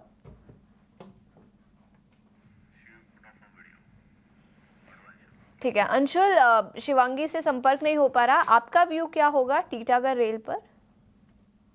देखिए, टीटागढ़ में ऑलमोस्ट सिमिलर पैटर्न है जो कल इन्फोसिस और टीसीएस में था बाउंस बैक के लिए। स्टॉक में 44 डेज या 9 वीक्स में 31% का करेक्शन है और आज बाउंस बैक कर रहा है। कल के दो टाइट क्लोजेस से 659 का ब्रेकआउट है। बाउंस बैक में आपको पहला रेजिस्टेंस 695 पे मिलेगा जो 10 डे मूविंग एवरेज है, और ये बाउंस बैक थोड़ा सा डीप जा सकता है towards 20 day moving average 720 odd levels तक। तो सिमिलर पैटर्न जो आईटी में बना था कल तक और आज अच्छा बाउंस बैक आया है, वही सिमिलर पैटर्न इसके अंदर है। तो bounce back towards 20 day moving average 720 high likely लगता है। डीसीएक्स सिस्टम्स पर भी फोकस करेंगे। 5% से ज्यादा की तेजी स्टॉक पर नजर आई है। याद रखें, कंपनी को एचएएल से नए ऑर्डर्स मिले हैं जिसके चलते स्टॉक में अच्छी खासी एक्शन दिखी है। लेकिन इस बीच कुछ और स्टॉक्स पर फोकस करेंगे। हमने डिफेंस काउंटर्स की तो बात की, लेकिन फ्रैक्टल एनालिटिक्स, याद रखें बाजार शुरुआत के पहले भी हमने इसके चर्चा की थी, जहां पर रिसेंटली लिस्टेड एंटिटी है बट कंपनी के नतीजे काफ़ी अच्छे रहे हैं जिसके चलते स्टॉक करीब 4% की तेजी के साथ कारोबार करता हुआ। अंशुल, आई अंडरस्टैंड शायद चार्ट इसका लिमिटेड होगा, लेकिन फिर भी अगर आप अपना व्यू दे पाए, बिकॉज अच्छी खासी तेजी इस स्टॉक में नजर आ रही है। देखिए, अगेन सिमिलर पैटर्न जो अभी हमने टीटागढ़ या इन्फोसिस टीसीएस में डिस्कस किया है, ये स्टॉक भी 9 दिन में 20% करेक्ट हुआ है और बाउंस बैक कर रहा है। पूरा जो 20% फॉल है उसका 50% रिट्रेसमेंट 823 पे आता है। तो वॉल्यूम बैक थोड़ा सा बाउंस बैक है। 10 डे मूविंग एवरेज पे 805 पे हल्का से एक रिएक्शन दे सकता है, बट ओवरऑल बाउंस बैक का टारगेट 822 825 की जोन है जो 50% रिट्रेसमेंट है पूरे फॉल का। तो एक आई वुड नॉट सजेस्ट कि आपको लॉन्ग करना चाहिए, बट जिनके पास है वो होल्ड कर सकते हैं 825 तक के लिए। ठीक है, 825 तक के लेवल्स फ्रैक्टल एनालिटिक्स पर नजर आ सकते हैं। इस बीच एक स्टॉक की हमने एक चर्चा कल के सत्र में भी की थी और वो है रैमकी इंफ्रा। याद रखें, कंपनी को कुछ बड़े ऑर्डर्स मिले थे जिसके चलते कल भी स्टॉक तेजी के साथ बंद हुआ था और आज के सत्र में भी स्टॉक करीब 4% की तेजी के साथ कारोबार कर रहा है। 1400 करोड़ का नया ऑर्डर मिला था कंपनी को, 3% की तेजी आज, और अगर हम 5 दिन का चार्ट दिखा पाए तो अच्छी खासी तेजी कल के सत्र में भी इस स्टॉक में नजर आई थी। अंशुल, क्या आप ये स्टॉक ट्रैक करते हैं? देखिए, कल भी स्टॉक पे हमने बात की थी कि बाउंस बैक आ रहा है और 20 वीक मूविंग एवरेज है 521 पे, वहां तक जा सकता है। आज का हाई बना है 518.6, तो ऑलमोस्ट बाउंस बैक कंप्लीट है। बट ऊपरी स्तर से जो प्रॉफिट बुकिंग आई है उसमें कोई भी वॉल्यूम नहीं है, तो प्रोबेबली आज के फर्स्ट हाफ सेशन में ये साइडवेज रह सकता है और लेटर हाफ में ये सेकंड अटेम्प्ट मारेगा 520 ब्रीच करने का। तो अगर आपके पास लॉन्ग पोजीशन है तो आज का लो 490 आपका स्टॉप लॉस होना चाहिए और पोजीशन को होल्ड कीजिए। फ्रेश बाइंग के लिए अब गुंजाइश नहीं बची है, बट अगर है तो होल्ड करना चाहिए। मे बी सेकंड हाफ में ये अटेम्प्ट मारेगा वापस ऊपर जाने का 520 525 ऑड लेवल्स तक। और एक अपडेट है, ओपनिंग ट्रेड में फिन केबल्स बाय दिया था 928 के अराउंड, 10-12 रुपए ऑलरेडी बढ़ चुका है। यहाँ पे थोड़ी सी 50% एटलीस्ट प्रॉफिट बुकिंग कर लेना चाहिए। कोई नया ट्रेड बनेगा तो हम वापस से सजेस्ट कर देंगे। ऑलराइट, तो चलिए ये राय फिलहाल रैमकी इंफ्रा पर हमें मिलता हुआ। स्टॉक फोकस रेडार पर भी था। पिछले दिनों ही अगर आप देखें न्यूज बैक्ड इम्पैक्ट आया था और उसके बाद स्टॉक में हमने मूव भी देखे थे और आज के सत्र में भी करीब 3% के गेंस के साथ इस स्टॉक में फिलहाल कामकाज देखने को मिल रहा है। न्यूज फ्लोज के ही चलते इन दिनों हम देख रहे हैं स्टॉक में मूव्स नजर आ रहे हैं जहां जहां भी, लेकिन पोजीशन अगर है तो होल्ड पोजीशन को इंटैक्ट रखने की राय इस स्टॉक पर आपको मिलती हुई। इस बीच डिफेंस और शिप बिल्डिंग का खेमा है जिसमें हम देख रहे हैं कि एक मूव नजर आया। आज सुबह से ही हम बता रहे थे कि न्यूज बैक्ड इम्पैक्ट देखने को मिल सकती है। इसी कड़ी में पारस डिफेंस एंड स्पेस टेक्नोलॉजीज के स्टॉक को भी देखना चाहिए। आप देखिए न्यूज फ्लो के चलते पिछले दिनों ही स्टॉक फोकस में था। आज के सत्र में भी 2-2.5% के गेन्स हैं। ताजा खबर की अगर बात करें तो पारस डिफेंस ने 12% का तेज उछाल बुधवार के सेशन में देखा था। साउथ कोरियन कंपनी से डील के बाद स्टॉक में हमने मजबूती देखी थी, वो मजबूती पारस डिफेंस में आज भी कायम है। दरअसल दक्षिण कोरिया की ग्रीन ऑप्टिक के साथ कंपनी ने ऑप्टिकल और एडवांस ऑप्टिकल सिस्टम्स में संयुक्त विकास के लिए एमओयू साइन किए हैं। मार्केट रिएक्शन भी पॉजिटिव थे और बड़े संकेत इसलिए हैं कि डिफेंस सेक्टर में इंटरनेशनल टाइप्स का ट्रेंड चल रहा है। अंशुल, एक समय था जब इंटरनेशनल मार्केट से हम चीजें इंपोर्ट करते थे फॉर डिफेंस, और आज के सत्र में इंटरनेशनल कंपनियां हमारे साथ टाई अप करना चाह रही है, एमओयू साइन कर रही है, और ये हुआ है मौजूदा सरकार की कोशिशों की वजह से। लगातार स्वदेशीकरण, इंडिजिनाइजेशन इन डिफेंस की बात हमने की है और वहां पर कामयाबी भी हासिल हुई है। पारस डिफेंस जैसे स्टॉक्स इसी के चलते हम देख रहे हैं पॉजिटिव रिएक्ट भी करते हुए। इस डेवलपमेंट पर पारस डिफेंस के करंट लेवल्स पर आपकी राय? देखिए, पारस डिफेंस के पहले मैं स्टॉक आइडेंटिफाई बताना चाहूंगा। ये स्टॉक आपने सुबह आइडेंटिफाई करके पूछा था 2370 ऑड लेवल्स पे, जिसका टारगेट 2505 हमने डिस्कस किया था पहला। ये टारगेट अचीव हो गया है। 160-65 रुपए आपको प्रॉफिट मिल रहा है। यहाँ पे एटलीस्ट 50% प्रॉफिट बुक करना चाहिए और 50% स्टॉक जो है अगले टारगेट 2649 के लिए रखना चाहिए। सिमिलर पैटर्न पारस डिफेंस में भी बन रहा है। High volume sell off candle थी जहाँ पे 400% वॉल्यूम राइज था 1 फरवरी को, उसका हाई है 735। फाइनली अब वो हाई क्रॉस हो रहा है, तो जो सेलर्स थे, जो पैनिक सेलर्स थे, वो निकल चुके हैं और अब स्ट्रॉन्गर हैंड्स के हाथ में स्टॉक जा रहा है। अगर 735 के ऊपर आज के सेशन में क्लोजिंग आती है तो इसका बेयर मिनिमम टारगेट जो खुलेगा वो वीकली स्विंग हाई खुलेगा 790 का। तो मैं स्टॉक जैसे ये स्टॉक भी स्ट्रॉन्ग लग रहा है। बस इसमें एक कंडीशन है, 735 के ऊपर क्लोजिंग मिलनी चाहिए, तब 790 का टारगेट आराम से खुल जाएगा। स्ट्रक्चर बहुत पॉजिटिव है। प्रीएम्प्ट बाई करना है तो यहाँ पे कर लीजिए। स्टॉप लॉस आपका 710 रुपए का रहेगा और कंफर्म बाई करना है तो आपको डे एंड तक का वेट करना पड़ेगा 735 की क्लोजिंग के लिए। बट जिस हिसाब से डिफेंस स्पेस में आज थोड़ा सा ट्रैक्शन है, आई वुड सजेस्ट कि आप थोड़ा सा pre-emptive, at least 50% quantity pre-emptive by कर लीजिए। 50% क्वांटिटी कंफर्मेशन के लिए क्लोजिंग तक वेट कर सकते हैं। ओके, इस बीच मार्केट एक्सपर्ट कुणाल बूथरा भी हमारे साथ जुड़ गए हैं। Kunal, good morning. Markets quite fragile लेकिन स्टॉक वाइज मूव्स अब भी हैं।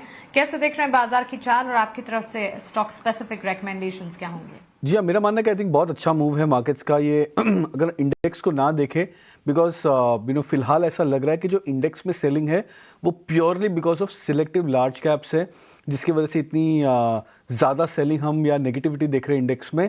बट अगर उसको हम इग्नोर करें तो मार्केट ब्रेथ ओवरऑल काफ़ी अच्छा परफॉर्म कर रहा है। बीटन डाउन सेक्टर्स में अच्छा मूव है। हम देख रहे हैं कि शॉर्ट कवरिंग की भी एक चाल काफ़ी सारे सेक्टर्स में, जैसे कि मैस्काउ, डॉक, डिफेंस नेम्स में हम देख रहे हैं। तो मेरा मानना है कि आई थिंक ये बहुत स्ट्रॉन्ग इंडिकेशन है कि यहाँ से हम एक अच्छा कंसिस्टेंट अपसाइड देख सकते हैं इंडाइसेस में और एक्सपेक्ट कर सकते हैं कि जो बाउंस है जो हम स्टॉक स्पेसिफिक देख रहे हैं, ये बाउंस यहाँ से काफ़ी सारे स्टॉक्स एंड सेक्टर्स में एक ट्रेंड में कन्वर्ट होगा।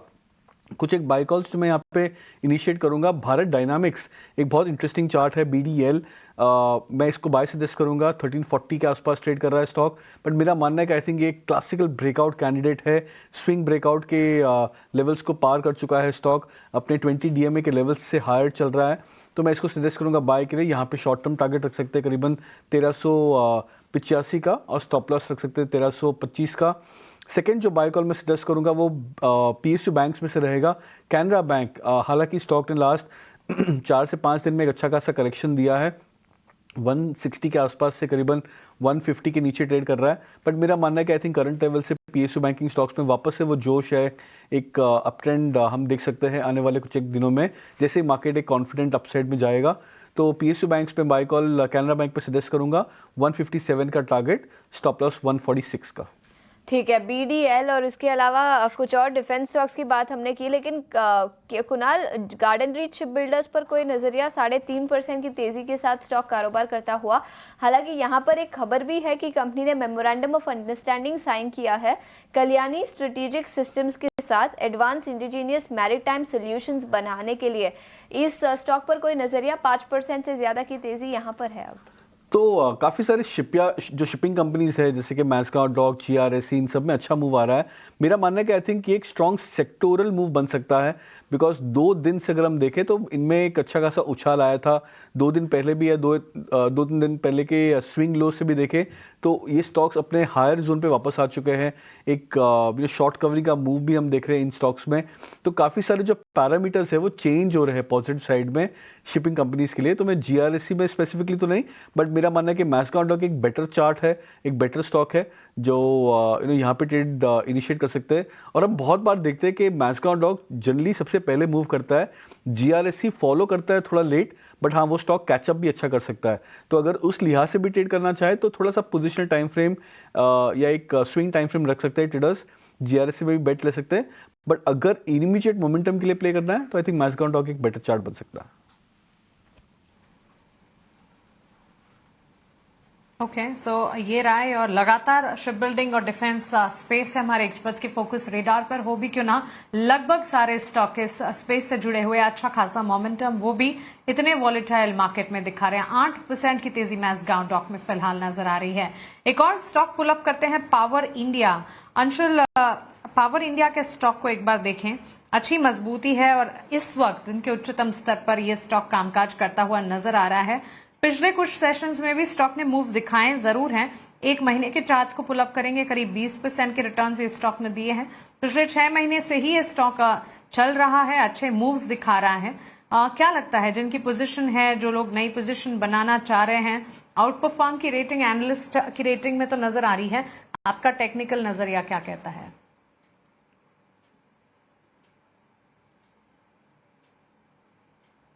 सॉरी, देखिए सिमिलर पैटर्न है E2E नेटवर्क की तरह। वहां भी 71% की राइज आई थी 23 डेज में, यहाँ 33 डेज में 60% की राइज है। हालांकि एक डिफरेंस है, यहाँ पर कप कैंडल पैटर्न का ब्रेकआउट था 22,800 पे, जिसका टारगेट 28,000 है। तो है अभी 2,000 रुपए की और अपसाइड बची हुई है, बट फ्रेश लॉन्ग्स के लिए अब लेट हो चुके हैं, रिस्क रिवॉर्ड मैच नहीं करेगा।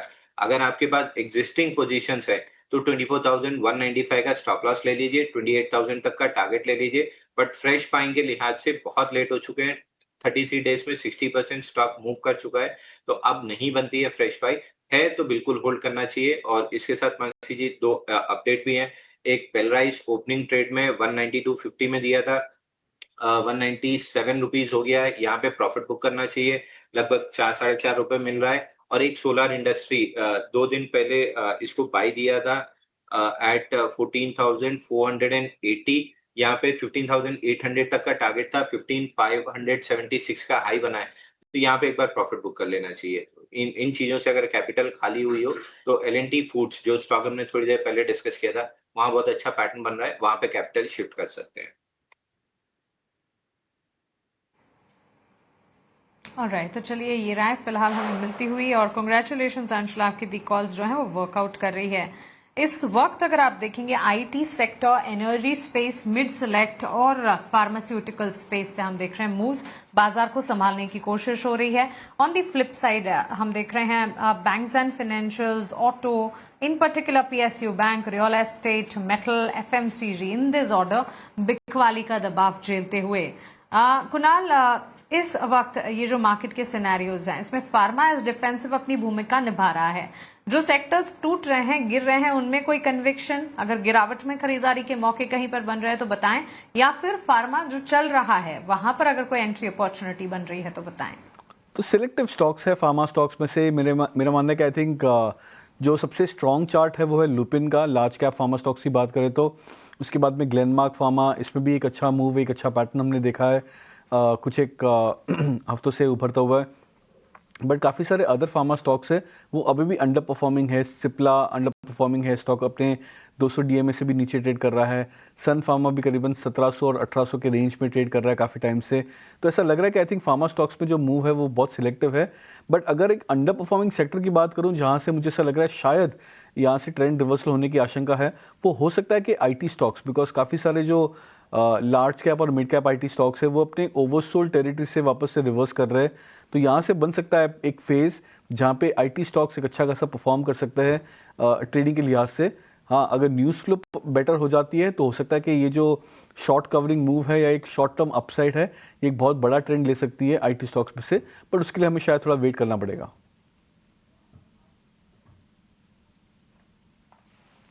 ऑलराइट, तो ये राय आपको इन पर्टिकुलर फार्मा स्पेस पर मिलती हुई। इस बीच अगर निफ्टी नेक्स्ट कैटेगरी के कुछ स्टॉक्स या इसके अलावा भी लार्जर यूनिवर्स को अगर समझने की कोशिश करें, डिफेंस है, रेलवे काउंटर्स हैं, शिप बिल्डिंग स्पेस है जहां पर हम मजबूती देख रहे हैं, और इसी कड़ी में टीटागढ़ रेल सिस्टम के स्टॉक को एक बार देखते हैं। अंशुल जी, कोई राय? हम देख रहे हैं आरवीएनएल, टीटागढ़ रेल इस वक्त 5-5.25% की तेजी दिखा रहे हैं। क्या अंशुल है हमारे साथ?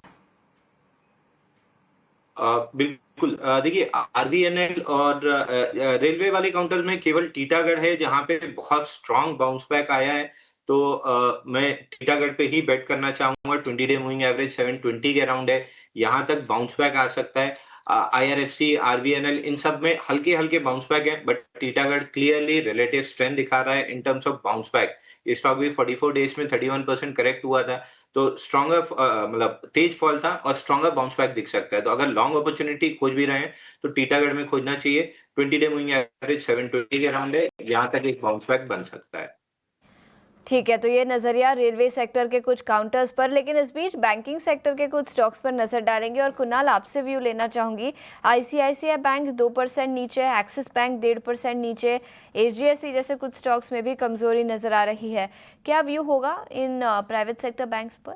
लार्ज कैप स्टॉक्स अभी भी अंडर परफॉर्म कर रहे हैं, तो मेरा मानना कहती है कि अगर इसको इस लिहाज से देखें कि मनी रोटेट हो रहा है प्राइवेट सेक्टर बैंक्स, और जो पहले की जो दिग्गज स्टॉक्स थे जो इस सेक्टर लीडर हुआ करते थे, आई थिंक उन स्टॉक्स में से रोटेट होके मनी जो है या जो पैसा जो है, फंड्स है, वो अदर सेक्टर्स में शिफ्ट हो रहा है। तो ये आई थिंक ये एक प्रोबेबल रीज़न हो सकता है कि वाई एचडीएफसी बैंक, आईसीआईसीआई बैंक और ये सारे जो लार्ज कैप नेम्स है वो अंडर परफॉर्म कर रहे हैं।